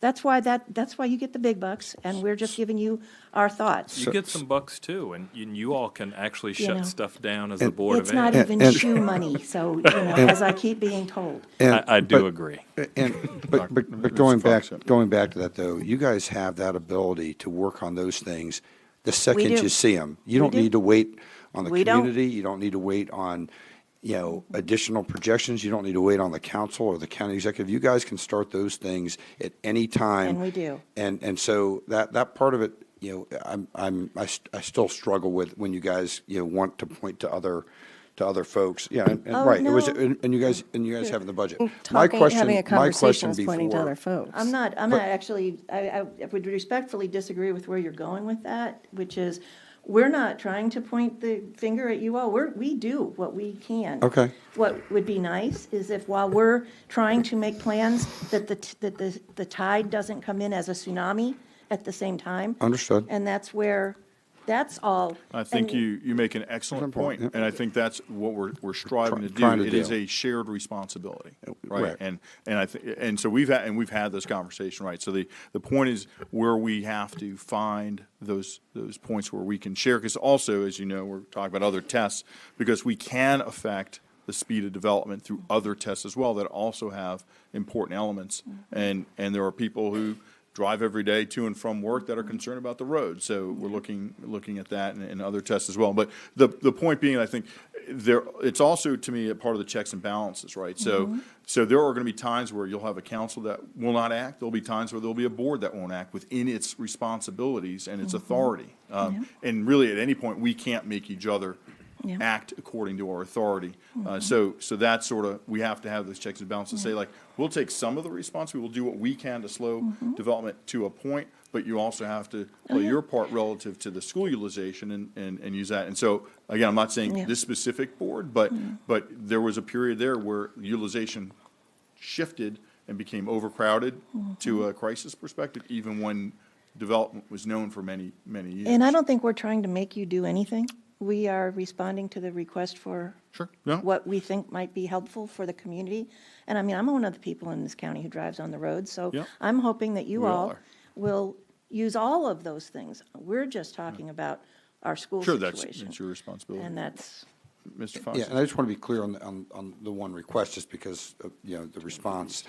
And that was just, what I was talking about when you were going to where you were saying that you're trying to have that stable, district or whatever, is along those lines. If a lot of it's being solved by programmatic things, like if it's ROTC or whatever, it's being solved by that, and something's really actually way over capacity, but we've been solving it, there's still a point where we're going to want to have that as a concern. And I'm not sure what that point is, and I'm just asking you guys to give that some thought as well. That's all. well, I would point to the last few years. Not everything that was done was wrong. It's like what you might think, I think. When we had severely overcrowded elementary schools, we did move regional programs out of them and, made those kinds of adjustments. I mean, these are things that the school system does. So, I think we're a lot more on the same page than some of this conversation looks like. But when it comes down to trying to figure out, well, how many bodies. My house has 4 bedrooms in it. The people who used to live there had 8 children. I don't know where they put them, but just because you could put 3 kids in each of 3 bedrooms and maybe have a little space left over, doesn't really make it a house that's suitable for, 11 people to live in. So that's how I look at the idea that we should count every single chair we have in a high school. We've already done that. And then we said, and you know what, here's a reduction that accommodates the other things that go on. Personally, I don't think it's enough, because there are teachers who don't have any place to work during their free periods to do their planning. We've turned what used to be teachers' offices into pull-out rooms. Right. So we have already cut those numbers to the bone. So if you're looking for, Right. No, places where we've exaggerated, you're not going to find them. Right. Well, we appreciate that. And again, we're trying to understand the policy. So as we're looking at numbers and trying to set tests, that it's based on a real number, right? So, yeah, and we've had this conversation before. And to your point, yes, it may seem like we're disagreeing, but this is just one conversation of many that have occurred over the last several months. And we appreciate the continued, Ms. Siggety. I think we're done with this at this point. There's other things to be talked about, but I'm going to let this one go. Are you talking about the whole topic? Because I did have a question about this, on this topic, which is, for those of you who are looking at a different percentage, 120, 110, 105, are you anticipating that when the state legislature is in, that legislation will pass and they'll be able to buy up beyond that? Or is that sort of a 110 and that would be the end of that? I mean, for me, I don't want us to delay this conversation or decision based upon what happens at the state level. I wasn't redistricting. suggesting that. Well, can I just finish my thought, please? Based upon the state level of redistricting. If the state level legislation were to pass, and we don't even know what form that looks like, if I recall correctly, and please remind me if I'm off. So we have passage April, then it gets to the governor's desk. I don't know when it actually becomes law per se. Right, so if we're looking at October of 18, I Right, don't know and- what's, Yeah, it's a good Yeah. question, because I think that if We're it's not a touching local, that. yeah, if it's local legislation, whether or least not the this governor, council. it'll be likely Something we be. can amend, that can be amended, not we, the body Right. can Right. amend later. right. Well, I wasn't suggesting whatsoever waiting until then. I think we should be reducing that at this point. But I guess my question is, if you go to 110 and allow the people to, project to buy up, from there, it gets significant, it could be So significantly higher. I will so- answer it from since you're asking a hypothetical question, and I'm not particularly excited about answering a hypothetical, but if what has been proposed passes the House, our delegation, and what in my amendment in particular for the high schools passes, then no, I wouldn't be suggesting a buy-up beyond those rates. I will say, though, my sense. You mean beyond what the state? Beyond, well, you asked if the state enables legislation so people can, so that developers can buy up past what's closed. I'm saying the answer is no. I will not agree for at the high school test if the one I put forward passes. Not over the 120. Correct. Okay. Correct. And But, you know- I'm sorry, sidebar. No, The thought, and that is, I believe in this process that we're going through now, once we come to a final set of amendments, and then depending on what combination of them passes, we may request the state to take a different look than what is in front of them today, because there may be Exactly. something better or more appropriate that aligns with what ends up passing, right? So that's, I'm not sure that those No, numbers I that were think put that- forward yeah. are accurate or appropriate, but based on what came out of the task force, and again, we're dealing with something that did not come out of the task force, right? So that legislation, what Which we're didn't- proposing, all these amendments are different to some extent than what the task force recommended. What was presented to us only hit on the things that passed the task force. Oh, you're right, the things that Right. pass the task force. Right, exactly. Well, I know the Right. task force considered many things, and, Yes. and we'll get to a couple of those that are So- relevant later, but. And I mean, we know the legislative process generally, and to know that the state delegation is just going to begin their process of hearings, we don't know what's going to come out of that bill. So I think it's premature. I think it's best to focus on doing what we can do today, and then evaluating that legislation once it, becomes law, which might be a year from now.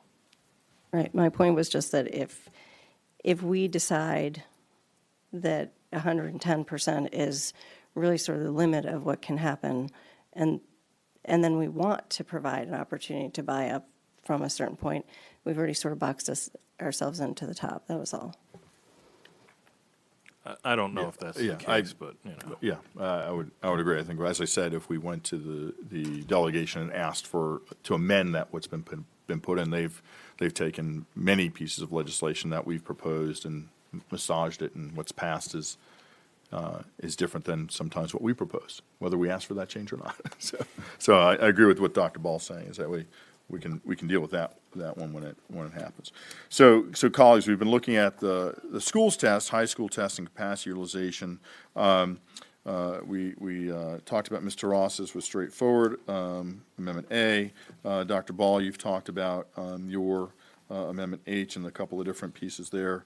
My Amendment T, just the difference is it looks at where maybe Dr. Ball's had a Regents test. I looked at sort of the trend as opposed to a single point in time, sort of in terms of identifying closing a school. Are there any questions on that? Again, I know we're digesting These are all some. similar. Yeah, I'm I know gonna move we into sort of the hit, next- to Dr. Ball's point, we did, we started high and covered a lot of ground in that conversation at the higher level. B1 and And B2. yours is yours the one with, yours is the adjacency. Right, yeah, so So if any school within that, the area is at 100% or lower, that would Right, so open. the adjacent and I think what, Oh, sorry, adjacent to, yes, so yeah, that's what I and- meant. But to that point, though, again, these are things we just put out there. I think in some cases, we have to go another step and define what adjacent is, Mm-hmm. right? Because is it contiguous? Is it, so we'd have to. Right, and that one doesn't have consecutive years. I see that your 125% one does, and I think it makes sense to look at those consecutive years. Right. It's just a thought for if you're going to look at an adjacent school. I mean, it could be that an adjacent school is below 100% capacity, but anticipated to have a big project come online the next year. So maybe, No, that's a good point. I mean, I'm not that- sure That there'd I- be some trend associated with. right. With that as well. Yeah, but I guess I'm wondering, and that's where I guess and maybe I was unclear when Ms. Kamen talked about the anticipation of development. That's already factored into your calculations, or that's not factored in? It is factored in. Right, but it's not factored into the current year. It's not so if you're in 2020, if you're testing for 2020, you don't have a project for 2023. Everything isn't, It's not in the 2020 line, though. it would be. You're asking if our projections count for a development, if they're approved, yes, that would be in. So And it's where whenever, would it be? in the year that they're anticipated to come. So. In that chart year, Yes. but not in that line, not in that column. Are you, Given year of the test, is that what you're saying, Right. Mr. Rossi? Right, if you're looking at a line in the column of, right, in the open-close chart, you're putting in what you're anticipating being there. for that particular think- year? Right. No, and so I understand what you're suggesting. I mean, part of my thinking was the trend was good because we are talking about a particular point in time, but. Trend from- makes sense in yeah, the from an second one, but you don't adjacency. have it in the third one. Yeah, And no, that was my it's- worry, is that 100% 1 year. I'm not sure I like the adjacency test anyway, but I think if you're going to do it, it makes sense to Or have. it would be at a couple 100% in the year of the anticipated completion of the development. So it would still be forward-looking, but it would have to, You mean the. 'Cause the development would be put completion into of the- any other development, you mean? well, the developments would be put into the projections. That's what the point is, the development's in the projections, right? And then. Do you mind if I jump in? I think it'd be helpful if we get Mr. Brown out to Oh, come yeah. up. That's a good idea. Supposed to be Because, sitting right there? yeah, so We need to get Mr. Brown a chair.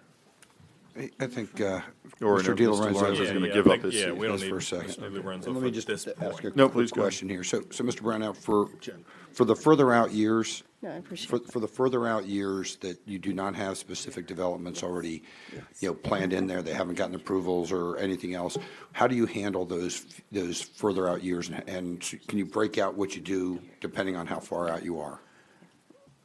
Yeah, so for the close years, probably 3 to 8 years, something like that. We base it on subdivisions of process, because that's how long these plans typically take.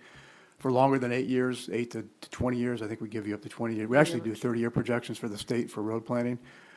We base it on capacity, and zoning. So if there's undeveloped land that has certain zoning capacity, then we would estimate when those units would be there in years 10, 15, 20, that kind of thing.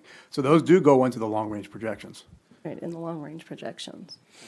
No, Which is not what we're talking about. and you're using the maximum, Yes, yeah, we're using the maximum zoning capacity. right, okay. Yeah. No, and as I sort of said offline to Mr. Ross, I understand where she's going with sort of the trend, and it was sort of what I was trying to capture, and No, I appreciate I that think myself. Dr. Ball was going with the regions test, so there's something in there that, Yeah, I think among Yeah. the conversation up here, there's a lot that we can work with.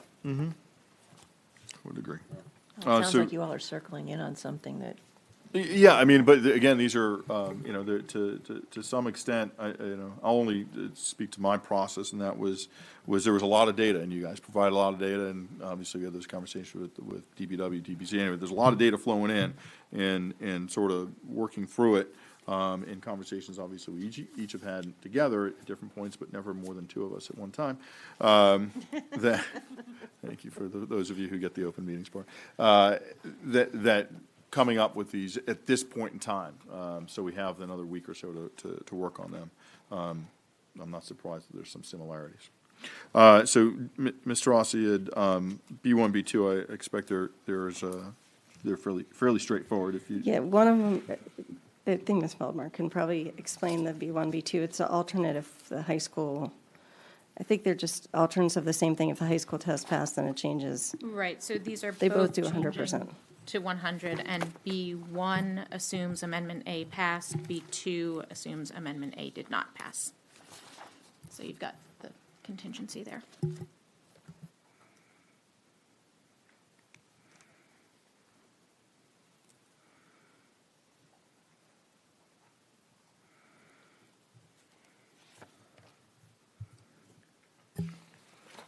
Thank you. And then the last couple, P and R, well, P is just setting the straight threshold for elementary and middle at 110%. And then the same thing for R, it's setting elementary school and middle schools at 110% and adding an adjacency test, or an adjacency, yeah, I guess, test.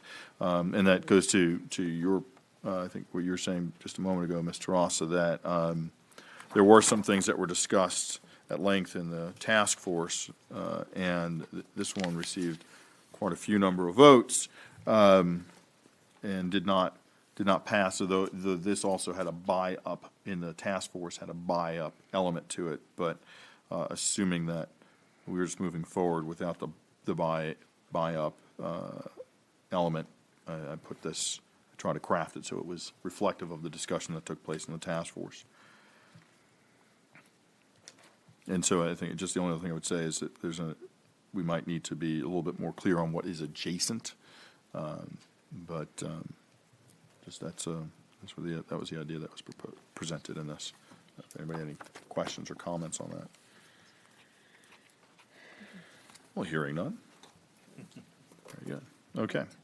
Very good. So that finishes the section on schools test, high school test, and capacity utilization. Moving on to schools test wait times.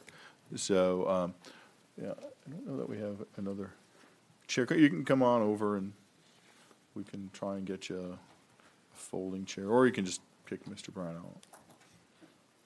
So we have we have four items here. First one, GG, which is administration's clarifying language on the wait period. Yes, so.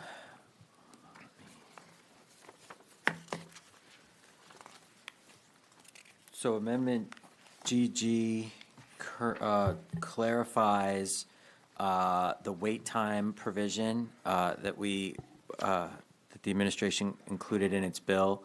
So specifically, the administration proposed to combine the allocations and schools tests wait time. So currently, you could wait. There's no finite amount of time you can take the allocations test, meaning it's indefinite, right? It's indefinite until allocations are available. And once you receive allocations, then you would have 5 years to wait if the school's test failed every year before you could proceed.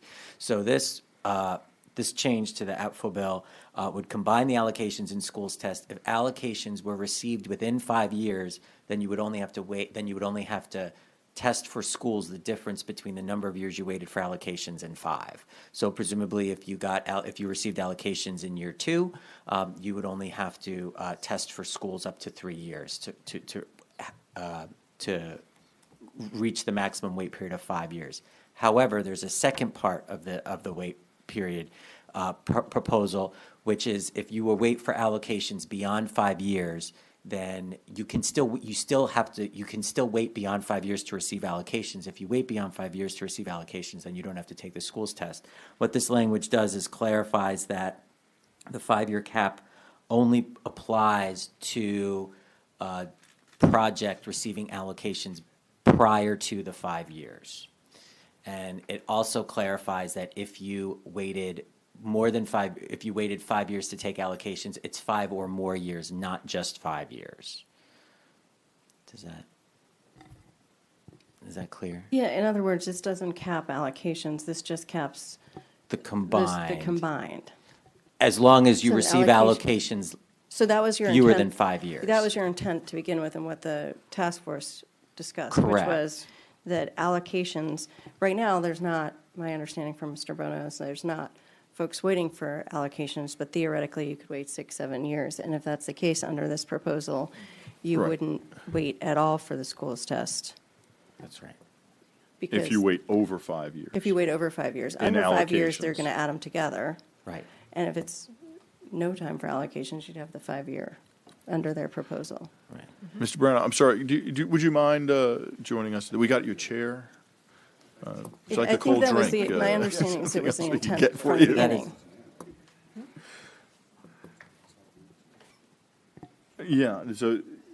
So I just want to make sure, I understand, I think I understood Ms. Tarassa was more succinct. Yes, she was. So- Thank you. So assuming that she's correct in her succinctness, I was looking over, you seemed like you were following along, but I don't know if you wanted to comment. Yeah, no, Ms. Terraz is correct. The task force debated this for quite a while.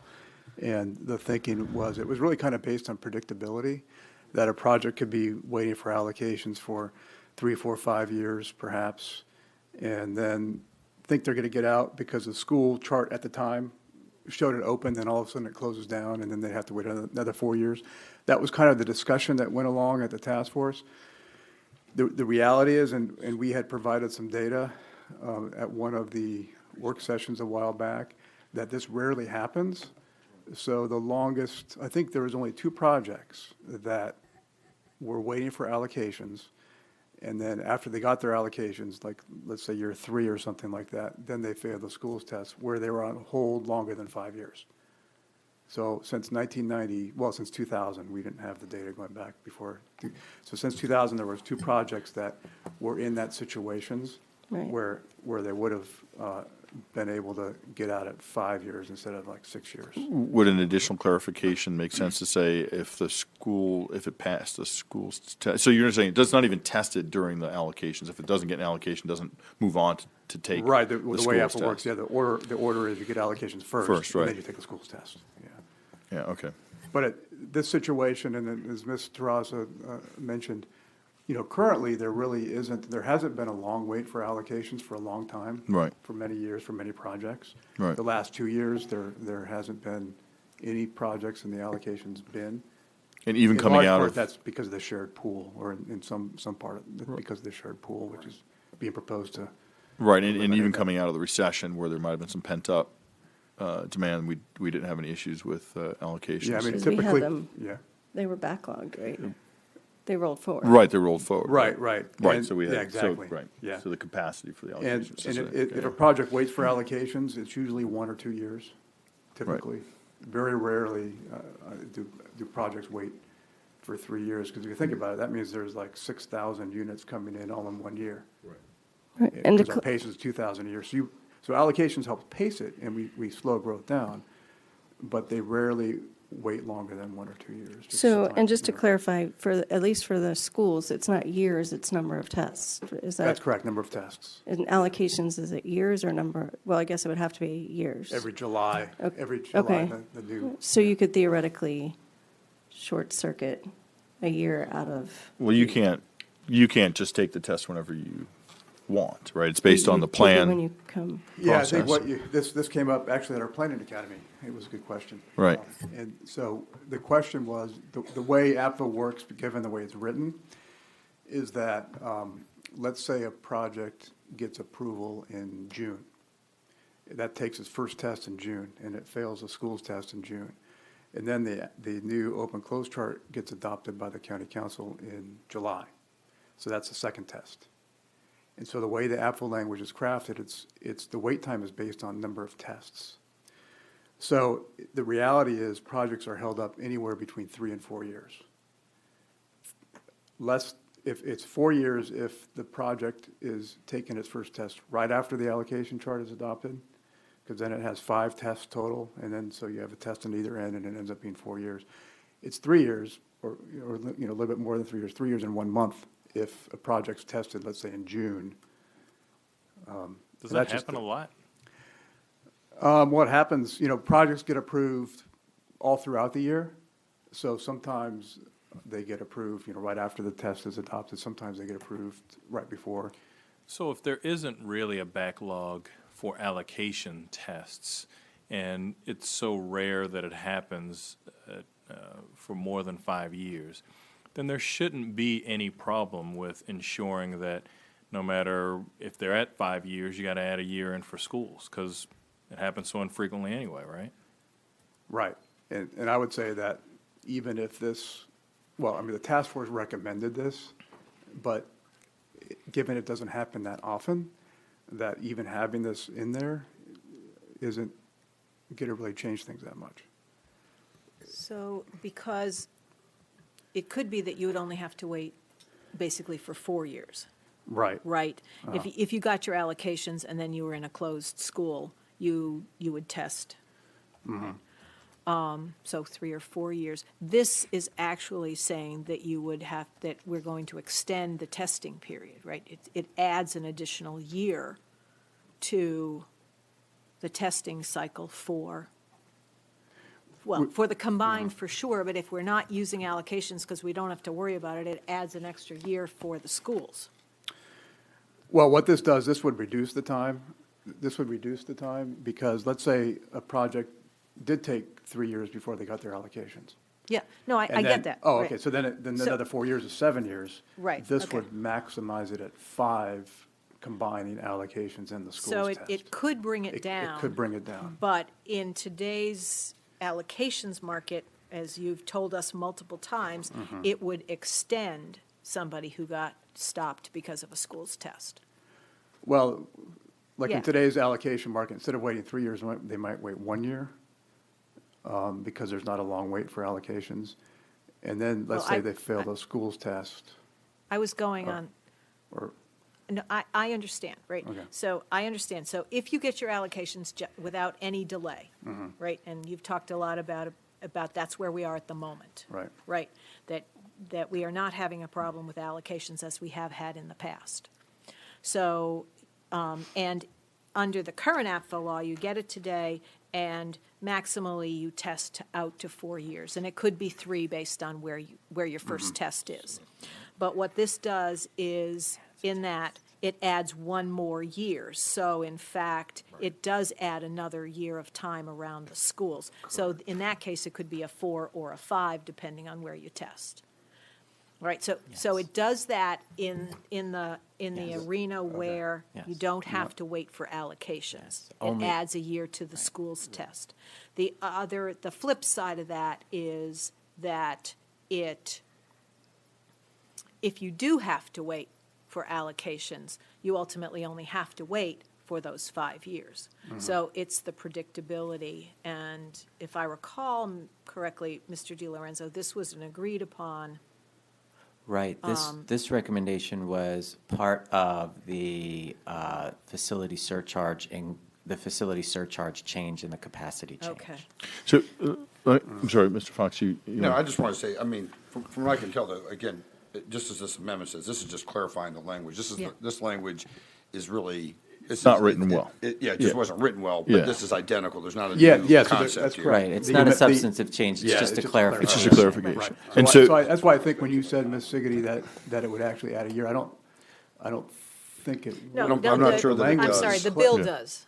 The bill itself. It's The bill written. does, Oh, yes. it's- Yes, the bill itself, I'm sorry, no, Not the amendment, okay, right. got it. so Conceptually. quick questions for clarification, for everybody's, for the public's edification, if you will. So the allocation, so a development plan that has passed and just cannot move forward because of allocations, is that built into the open close chart? Yes, yes, Right. so all development is built into the open Right. space, yeah, correct. Okay. So that's information available relative to potential impact on school capacity, regardless of the fact that it hasn't yet taken a school's test. Right, so even if it's on hold for allocations, we still give the project a time frame when it will be built and pass it on to the school system. Okay. Yeah. Okay. Very good. Right. Okay. Just wanted to clarify that. And then, Dr. Ball. so I was just going to move on. Jen and I have 2 related amendments. One removes the cap altogether, because we figured, well, if they're it's so infrequent that you would need to get to that 5-year, why even have the cap? And the second is, well, if we want to keep the cap in, there should be at least 1 year where we test for schools. You know, if, you know, you are able to test for allocations up to the 5th year, you could conceivably have a development come out and never even test for schools. So that's what those two amendments that we have are. And they're alternatives. Correct. You're talking about E2 and F. Correct. Okay, as opposed to Mr. Ross's E1. Yeah, I'm not going to speak on that. Right, Mr. Ross had to leave, and depending on how long we are here, she may not be here. We're going to have to take a break here in a couple minutes. Yeah, and then we'll come back and pick up. Let's just conclude the wait time segment here. Dr. Ball, have you received any analysis back yet? I know we just put these in terms of what's the Right. net impact. I haven't, Okay, but, you know, I don't even know who. yeah, I don't know. That's a good question. But just based upon our conversation with Mr. Brunau, just saying that it's so infrequent that we would get to the Yeah. 5-year mark, I don't know why we would put that cap on it. But if the body really felt that we should have Yeah. a cap, I think we should at least have 1 year where we take a look at a test. school's Yeah, test. Yeah, that's what I thought that wasn't, okay. That one is E2 and F. which one is just adding the one? F adds the year. Okay. Projects. Yeah, and then E2 removes the cap altogether. Okay, gotcha. Thank you. Mhm. Okay. Is it worth having Mr. Cook just even go through any of those concerns that, you know, we've gotten stuff on having to do with the, you know, the time and what we can Sure. and can't do? Yeah. Do you mind just hitting that for Let me, us? I'll just hit mine. And if there are Okay. questions, because that's the Yep. last one in this. All right, in this because I section. have another thought, Yeah, okay. his answer. Oh, wow, where? Yes. We're being efficient, per Ms. Siggetti's request. Otherwise, we'd just be all over the place. So this basically is just to allow developer to go through the process at their own risk, and while waiting to pass the school test. Also allows, and only if there's a school that's open adjacent to that particular. So if they fail the schools test and there's an adjacent school that's below 100%, they can proceed at their own risk.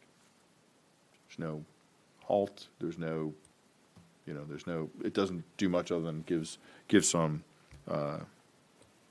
allows the development to move through the process. They can still fail 4 times, and may still not even get their allocations. It just allows them to move forward. It's nothing very exciting, honestly. It's been referred to as adjacency light, if you will. You don't want to use the word light and have anything to do with anything. That's right. Okay, good point, Mr. Fox. Mr. Cook, so to Mr. Fox's question about any sort of question concerned about it, making changes to wait times based on other information that we have, yeah. Well, we got these all late on Friday or during the day on Friday and Thursday, so we have not exhaustively General. looked at all General. of these. I'm But not looking- Generally, I can tell you that there's no easy answer. And I don't mean to be glib, but the courts have resisted picking a hard and fast rule as to what is too long. Okay? I will say that the record should reflect that something presently isn't working on the duration, and that more time would fix that problem. I think that the risk for the county is that the county is not in control of its circumstances completely in these cases, but yet we would be the ones who are sued. You've got both the Board of Education, which has certain control over how it utilizes its resources, and then you also have the state level funding question, which is sitting with the governor and the General Assembly. So there's at least 3 people dancing this dance, and as I said, at the end of the day, if a developer is unhappy about the wait time, the county and the taxpayers are the ones that end up having to defend that case. Okay. Mr. Brando, can I ask? Can I just follow up on that Yeah, one? go Yeah. ahead. So on that, there was recently a case decided, and I think your general feedback was it wasn't relevant to our situation here in Howard County. It was a, if you can summarize briefly, I'm not going to be able to. Yeah, I think Muir versus Wisconsin. Right. Yeah, it was a regulatory takings case out of the Supreme Court. They decided it last term. The court really dealt with one of many issues that are present in regulatory takings cases, which just deals with what is the parcel that has been taken. And it dealt with the subdivision rules of Wisconsin. It didn't really deal with the issue of, again, how long is too long. So it wasn't about the wait time. It was about the policies and regulations of that jurisdiction. Yeah, it involved environmental protection and why subdivision rules work the way they did near precious resources. And somebody claimed that the operation of those rules took their property and the court disagreed. Okay. Based on the facts of that case. All these cases are very fact specific. Right. So it's very hard to make generalizations. Okay. Thank you, sir. Yeah, Mr. Fox. And then I'm going to ask you another question in a second, but first, Mr. Brown, when you do your projections, you were talking about the based off of the zoning, it was based off of the existing zoning is pretty much how it goes, correct? So, so, Mr. Cook, would it be possible, I'm tossing out a concept here, guys, gals, as it relates to properties who get a zoning change subsequent to, before the next general plan, or some sort of overlay that's requested or something along those lines that basically make a lot of our stuff even more unpredictable, that those would not enjoy the cap? And would we have legal grounds there because they're now making a change knowingly versus a taking based off of existing zoning? You guys, you get where I'm going? What you're trying to do. I just. You're asking about creating a defense to a claim? Well, I'm basically talking about is that concept, if it were to be put in there, that you would not have the luxury of that cap if you had Requested a if you had change. requested a change, you end up getting a change, or you've done something else that have increased your numbers. Could be a couple different things, a couple different situations. That at least until the next general plan, that's when your time would start, your 5 years or whatever would start after the next general plan. But during the, from whatever time that is, and, from a change that you got, that you wouldn't, you may be fine because you may end up with allocations and pass the school test based off where you're at, but you wouldn't necessarily be afforded the same protections. The county can't create defenses to constitutional claims. I will say that what Can you're I say- proposing, May I? you're proposing a double-edged sword.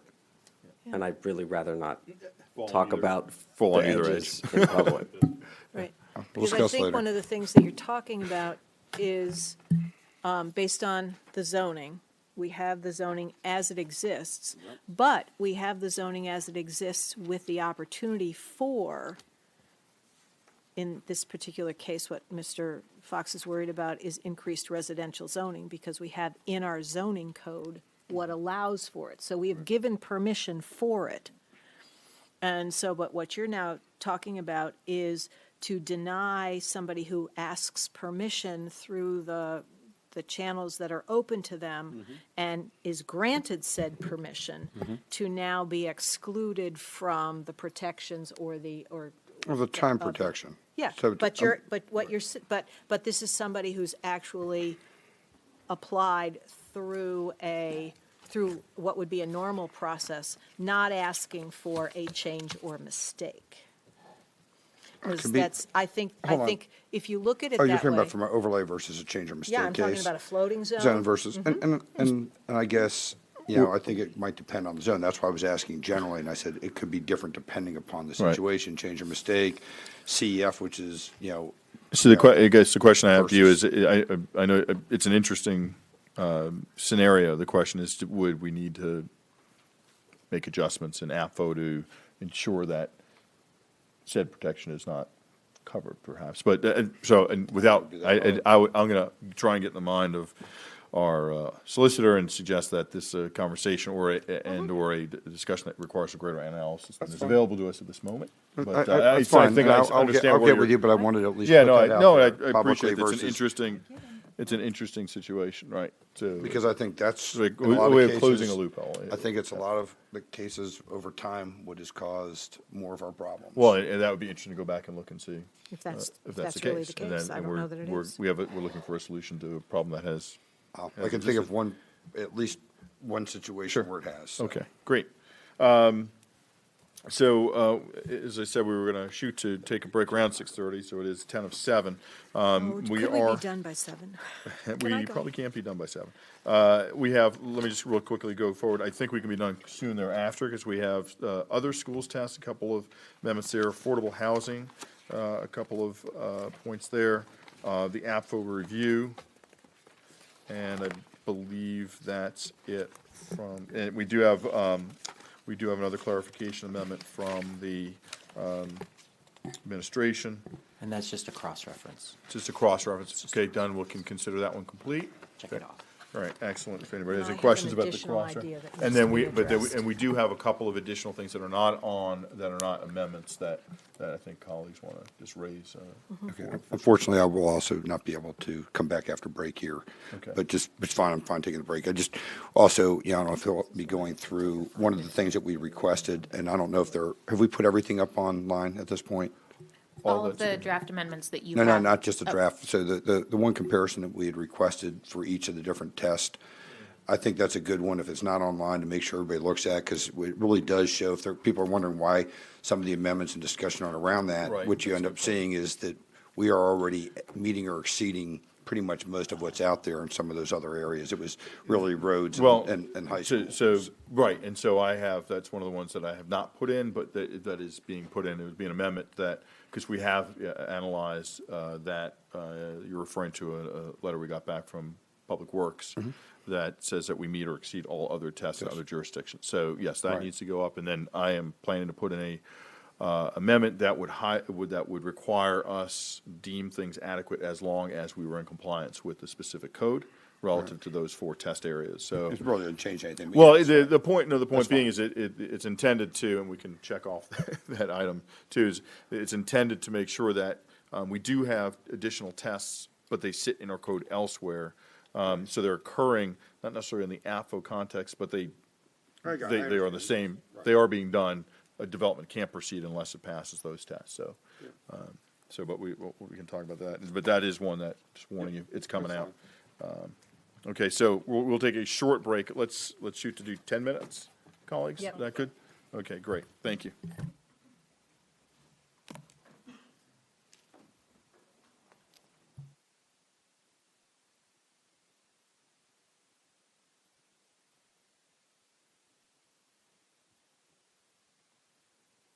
Okay, are we good? Okay, Joni's a little late. All right. Got a few minutes. All right, here we go. So, we're going to pick up now with some of the amendments on the schools test other category. So, Ms. Terraz and I have an amendment in here. The school board made a recommendation, as has most of the community, looking at mitigation at 95%. Through our work session, we kind of talked about the budgetary implications and the legality. And so what we try to do is craft something that would meet the letter of the law, and that's what Amendment C does, which basically says that there needs to be a public work session of the 3, at least the 3. I mean, we hadn't really included the state folks, but the Board of Ed, executive, and we might want to change it to administration, because I don't know if we want to say the executive has to come, but the administration, school system, county council, have a public conversation about it. Dr. Ball, I would highly recommend those changes, because I was thinking today, we or the council can hold it, Right. but the question will be, Invitation. everybody else's Agreed. invitation only. Yep, so we need to kind of tweak that a little bit, but you understand the hope and the aim. Did you have some sort of sense of timing when this would be done at the, in advance of the budget? That's a good question. I mean, we looked at the 95% capacity. Maybe the school system or the board, because this came from your idea about 95% mitigation. Did you give any thought on timing? I just this second, and then the thing that actually seems like it would make sense is right after we do the chart. And no, I wouldn't suggest it being during budget time. That would be not good, but. Well, we tend to be having those conversations at As budget part of time budget anyway. time, but Right. after, when it's all fresh, where we've just gone over all the numbers and they haven't had a chance to change yet. No, I think would that's probably June, be a July good time to time. have the discussion. Well, Yeah, that makes sense. And I a would- public discussion so that everybody hears all of what goes into the evaluation process for all of the options.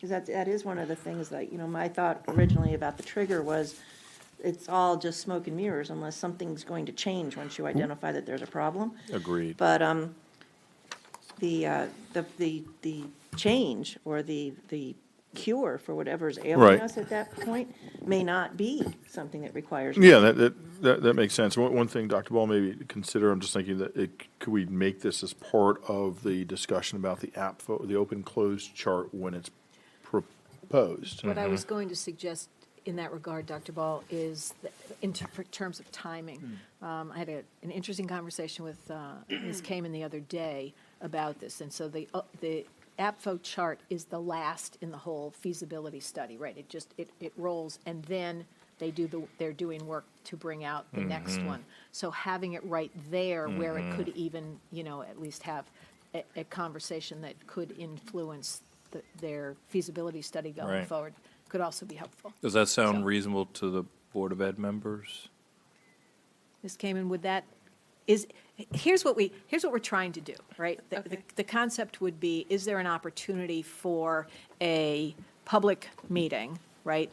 A work session to talk about things related to what's in the APFO chart that could in fact then be utilized as you move forward into the next year, as you're preparing for the capital budget, as you're building and so it's an opportunity to just hear and be able to put in.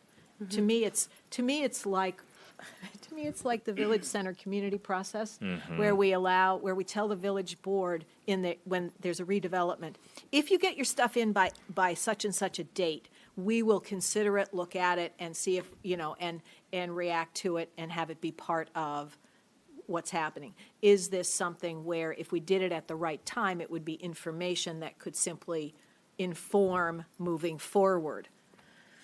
So. Are you still talking about informing and altering or having an impact on the feasibility study that comes out in the spring? I'm talking about where does it matter, right? It's again, where does it matter? And if the feasibility, if the open and closed chart is the end, then you would have it there because that's what you're seeing going forward, and having it there could potentially add information into what should be considered as staff starts to put it together. Otherwise, you've already got one. You've got, and you're basically reacting to what's there. I thought that this was about what opportunities might be, should be talked about, that could be presented and thought about. Agreed. So you put it at that point. My gut response would be after the chart, which is also after most of the work on the feasibility study is done, and that all becomes part of what goes into the CIP development. And it may seem like it would be backward, that would be, that you have missed the opportunity to inform the feasibility study, but I think it does inform the action that is taken that's based on the feasibility study and the chart, and for the next year. Because, these things, All right. if Good. we had Thank something you. so dramatic happen that it altered the whole reality in 1 year, well, then we really must have been missing something. Exactly. Okay. Thank you. That's good. Amendment S is simply just a list of additional information that we should get related to the school capacity chart, again, just in an effort of transparency, and also it's the information we been asking for a lot lately in terms of the budget, in terms of this process. So it sort of just codifies what we'd be looking for in that. So give it some consideration as to if there are other elements that you think should be included. Well, FYI, we are also learning a lot from this process. Sure. About the stuff we're asking for and asking the system to start providing in a different format. Okay. So that we don't have the magically changing numbers that Sure. make us all totally crazy. Right. Well, you're welcome to look at this amendment, and if there's something that jumps out at you too, and it's a dual purpose. Well, I will refer that to these folks. Thank you. Okay, any other questions on that? Very good. So that covers the schools test. Other amendments, draft C and S. Affordable housing.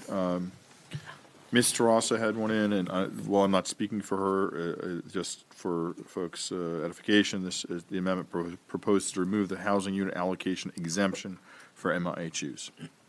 So that's just Pretty something pretty straightforward. Pretty straightforward. Pretty straightforward. And Ms. Siggety, you had Mine one is not quite as letter Y. straightforward, but it is, I think, important. So I was contemplating affordable housing, and I was contemplating the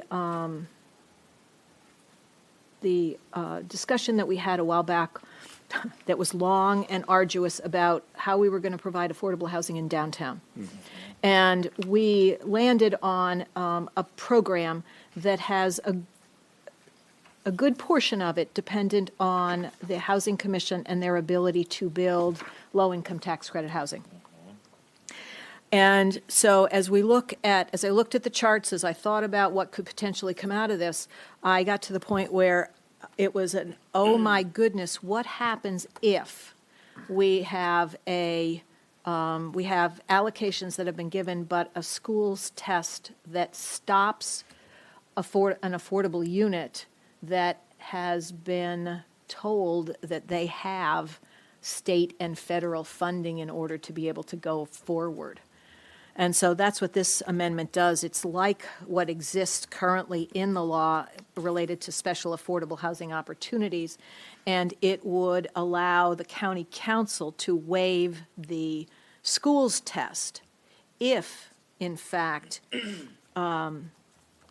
the project would be terminated, in essence, because they couldn't make it through the schools test, and they'd have to lose federal funding. So this says that that whoever was doing the project would have to prove to the council that in fact the money that they were being told they could have couldn't be moved forward, they would lose it. And then this would be done as a resolution of the council, so it would in fact be a public process. And there would be a public process because we would have to vote on a resolution Correct. for the waiver. Is that the same for allocations? Yes. The potential waiver? Yes, that's the way it works in the yeah. allocations. The authority we have to waive Right. for It's exactly allocations. the same. Okay. I was just wondering, it kind of is straightforward. Are you getting federal funding or not? And I Yep. just wasn't sure if we needed to have like another step, or if, we could, if even like a DPZ or DPW could even just say, oh, okay, well, there are these forms that have been filled out. That was my only question. Well, Dr. Ball, when it comes to affordable housing, I think for 11 years I've been a proponent of it. Yes. So the simplest way to do it is the way I would choose to do it. What I did do, though, was choose the way of a council hearing because that's what existed in the law for allocations. It's another step, I get it. If we Right. wanted to actually say that that should there be a project that would get, that would need federal funding to go forward, and if they get it, then they can jump the queue, in essence, then I would not have a problem with that either, because they would be meeting, the dead, or the federal and state Right. requirements. Yeah, I don't think we want to leave money on the table. I do not, right. See where you're going with that. And because, we talked a lot about the affordable housing and the low-income housing tax credits, and how that filled a certain True. element of the spectrum of affordability. So what I don't want to do is to leave this tied basically to just MIHUs, because that's Right. this level of affordability, and our low-income tax credits are this level of affordability. And it was an important piece in the downtown discussion to be able to have the voucher program, Right. which we have in the buildings, as well as the MIHUs, as well as the And I affordable. think, frankly, of the issues that we've been dealing with around development, there's been, I think, consensus that we don't want to let developers out of their obligations as it relates to affordable housing. So Right. for them to be able to come in and say, oh, we couldn't move it quickly enough, and then we lost the federal funding, so now let's just do market rate, I think. Yeah, okay, all right, I see, yep. So just to clarify, so this is just like any other resolution, so it goes through our regular legislative process. That's what's being proposed here. Now, Right. Dr. Ball's talking Yeah. about the possibility that, given it The would. timing. Right, it would have funding, there might, and is there a potential way to Right. allow the director of DPZ to make that? Because if it has the money, it has the money. Right. I mean, Right. it's something that's either or, it's not subjective at all. So I don't know if we believe that it'll further the goals of affordable housing, and we don't want to let developers off the hook of affordable housing, and we think that we don't want to waste federal funding that we would get, do we need to have another month or 2 or 3, because we see sometimes these resolutions go on a little bit, debating if they meet the certain criteria? That's all I was just kind of thinking through in my head. Well, Maybe we do, I don't and know. Well, and I think it's interesting to consider it from if you wanted to, it's sort of like, okay, if you wanted to move the project forward and you were in a closed situation, the idea would be to go and ask for permission to actually move it forward. But if you'd started moving the project forward while things were open, and then all of a sudden, as the money was being delivered to your door, the chart comes and now it's closed and you've done all that work.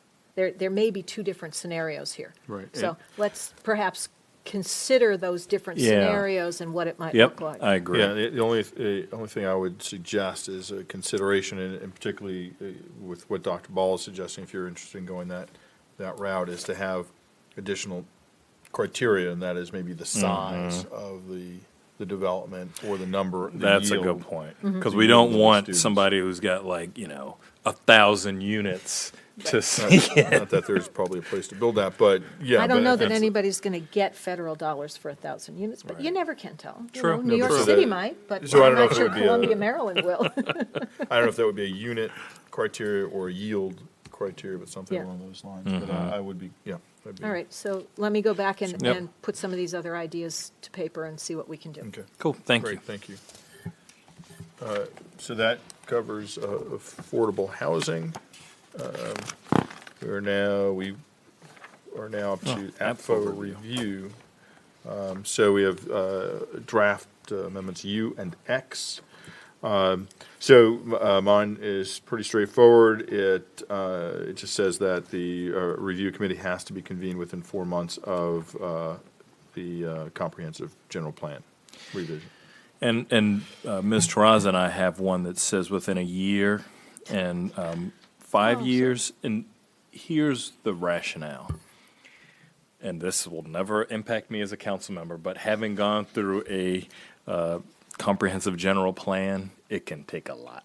And if we go through months and months, and say we wrap it up in July, if you have to do it within 4 months, you got to pretty much clock back in immediately. So that was the only Well, rationale. mine was that has to be launched, not that they have to complete their deliberations. Because as we saw with this one, it went for a year. That's right? true.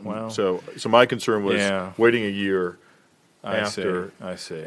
I have a concern also about the 5 year, and I haven't given a lot of thought other than because these things take time to test that it's working, I see. and if you wanted to have another interim review, maybe making it in the 6th year, so 5 years have existed in the current regs.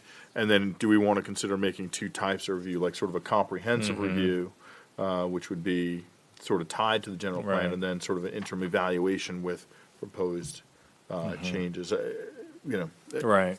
I mean, I think the community was pretty clear that they didn't want us to just let things go Sure. by for 10 or whatever amount of years. So I think the request would was every 4. So I think, Ms. Terrazin, we're trying to find triggers that made sense, that almost align with the every 4 years, but I do hear your point. Well- Maybe there can be a tiered evaluation. Sure. I mean, and the I'm other- open. And the other thing I was contemplating as well, I didn't get my amendment in, is to have a more, it's a template for the review, as opposed to, so we've had 3 reviews so far, and each one has been significantly different than the other, and sort of how do we want to move forward. I stopped sort of thinking about it as we were coming to the end here to maybe have some more general conversation. Is, when we get it back, when the administration gets back the results, how can we be sure that from time to time Right. it's consistent and it's I mean, so I guess we're in the same general ballpark. There needs to be a more frequent review of APFO. What does that look like, and what's the time frame that makes the most sense, I think, Right. is where we need to maybe tweak and get to a consensus. Yeah, and then considering where we are now, the next general plan review is probably within 4 years. Is that, not that you will be impacted by it as a council member, so. Well, and so I would. So that would put us in a, You're doing right. this again, AFO in 5 You're right. years timeframe, likely. And I would like to say that as tired as council members get, DPZ staff is also extremely That's tired. true. So, He looks great, Mr.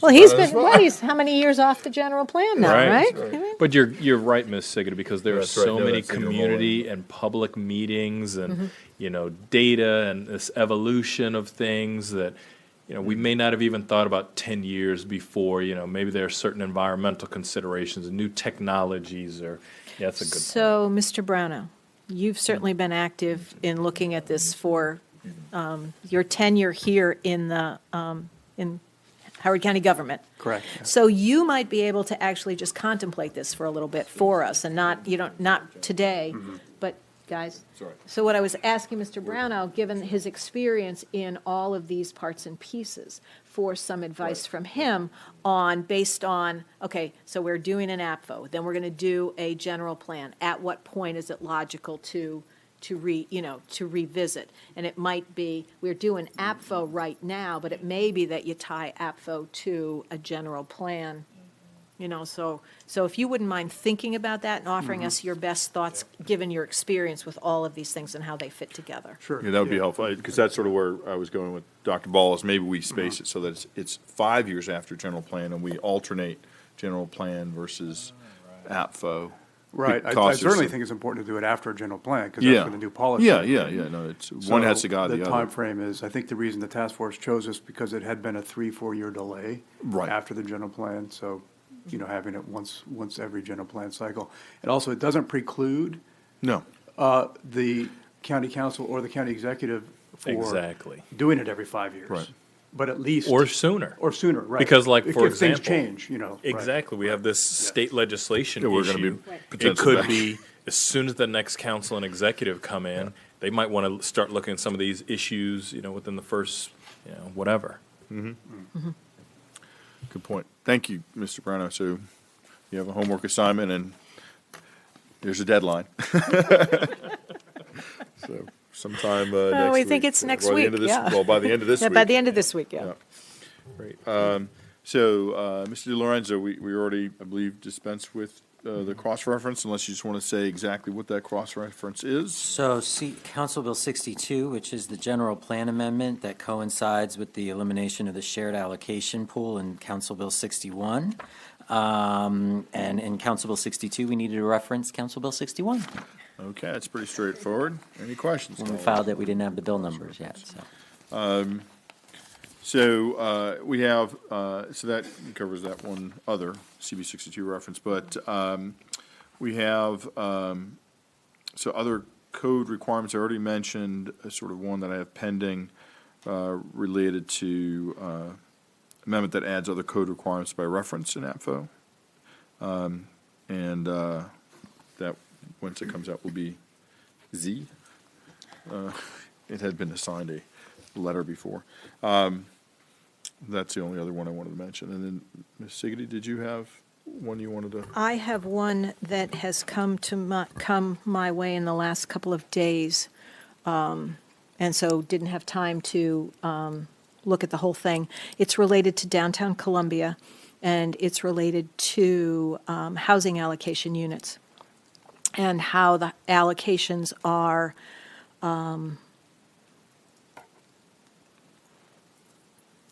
assigned. And Mr. Brownell and I have talked about this one today, that what happens is in downtown Columbia, you get your housing allocations at the FDP stage, right? So you go in and you say, here's the area we're going to do. We're going to build X number of units. And we anticipate putting those X number of units in 4 buildings, right, and here's the phasing. The reality is that some of the FDPs are now being done far enough in advance that they're only guessing at what this is going to actually look like. And so the request would be that within 4 years of getting your FDP approval, you could come back and redo those. You can't get more, but you can redo them in terms of what the buildings are ultimately going to look like. And so. And this, I mean, this is intended to address sort of the larger projects. Correct. Right, This is, and- yeah, and this only is only, specifically this is downtown. You're only only for gonna make it- downtown Columbia, okay. because this is the big ones, right? Where we have an FDP that could have a significant number of units in it. Mm-hmm. And then because they hadn't been able to quite figure out what the market was going to be, where Right, sure. they would start. Would they start with a residential building? Would they start with a commercial building? Start with 2 commercial buildings, right? And then residential buildings. The idea is that within 4 years of your permission, and you would have a much better idea of what that looked like.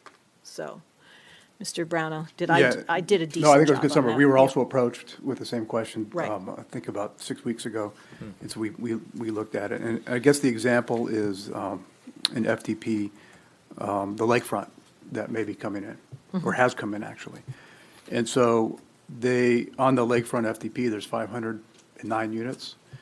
And the phasing is 120, 84, 305. The question is, well, actually, at this point, given we're 3 years ahead with APFO, those units are going to be on the ground in, years 4, 5, 6. And if the market changes, the provision would allow flexibility, not to exceed the 509, because you don't want to exceed what's on the plan, but it allows flexibility within those 3 years projections to maybe, instead of the 120-unit building, they build the 84-unit building first. So it's really those kinds of numbers that would flip around, and it would provide flexibility in advance. We would still be able to include those changes in the projections for schools, given it's far enough in advance, so we would still have enough time to, once we know the change, to incorporate them, given that this is coming in at the FDP stage, which is the initial plan stage.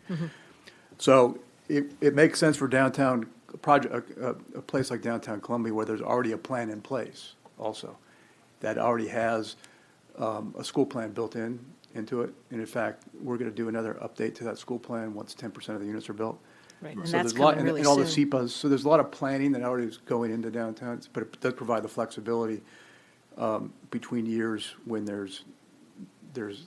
it's not quite known exactly which building is going to be built at which time. Right. And DPZ is supportive of this type of a Yeah, of we a would change. support this Yeah. this amendment. And DPZ is willing to help me actually write this amendment, right? Which would be very helpful. Okay, sure. Yeah. So we get it right. Okay. Very good, okay. Dr. Ball, do you have anything that you've got pending? I mean, so we've covered three other topics that were really important to me: hospitals, police, fire. I think hospitals, I just don't think that we're able to do what I wanted to do based upon that being a non-public entity per se. As it relates to APFO, I think we need to maybe handle that in the budget and process. Police and fire, I need to digest a little bit more what Mr. DeLorenzo sent us, but at least from what I heard at the work session, they weren't making any recommendations to make any changes. So those are the only three other areas where I was really focused on, but I don't have anything else to add on any of those right now. Okay. And from my perspective, when we look at the totality, because we did get a letter this weekend about the totality, I think that the things that we don't see are the ones that people worry about too, which is related to water and sewer. But I feel really comfortable after having DPW in that you can't go forward if the capacity does not exist. And I'm glad we you- have documents that we pass. We have the water and sewer plan that we basically do on an annual basis to Well, that, ensure that. in particular, I mean, as I looked at some of the other jurisdictions and their tests for it, that's what sort of triggered me. I was like, wait a minute, this is in our code, we do this already. Correct. Particularly on the water sewer, because they Yep. reference that they have to develop a plan for long-term water use, and But we've got we it. already have that, and same thing with sewage. So that led to the investigation and that report that we got back that confirmed that we were in fact either meet or exceed the same tests that exist in other jurisdictions. Just for the public's edification, I'm glad you brought that up. Anyone who is very concerned about APFO and those issues, I think Ms. Feldmark will make available online that DPW letter, so the public can look at that and see for yourselves, what the advice and recommendation we're hearing on those particular topics. Yep. Great. Thank you very much. Well, colleagues, almost siggity, we actually were 5 minutes beyond what you were hoping we'd get to, Right. so. Thank you. Anything else? Ms. Feldmark, do you need anything else from us? Just any changes Give that you we've at least discussed, 12 hours you know. to recuperate and? Right. Okay, very Start good. writing again. All right, thank you. Thank you all very much for the work tonight.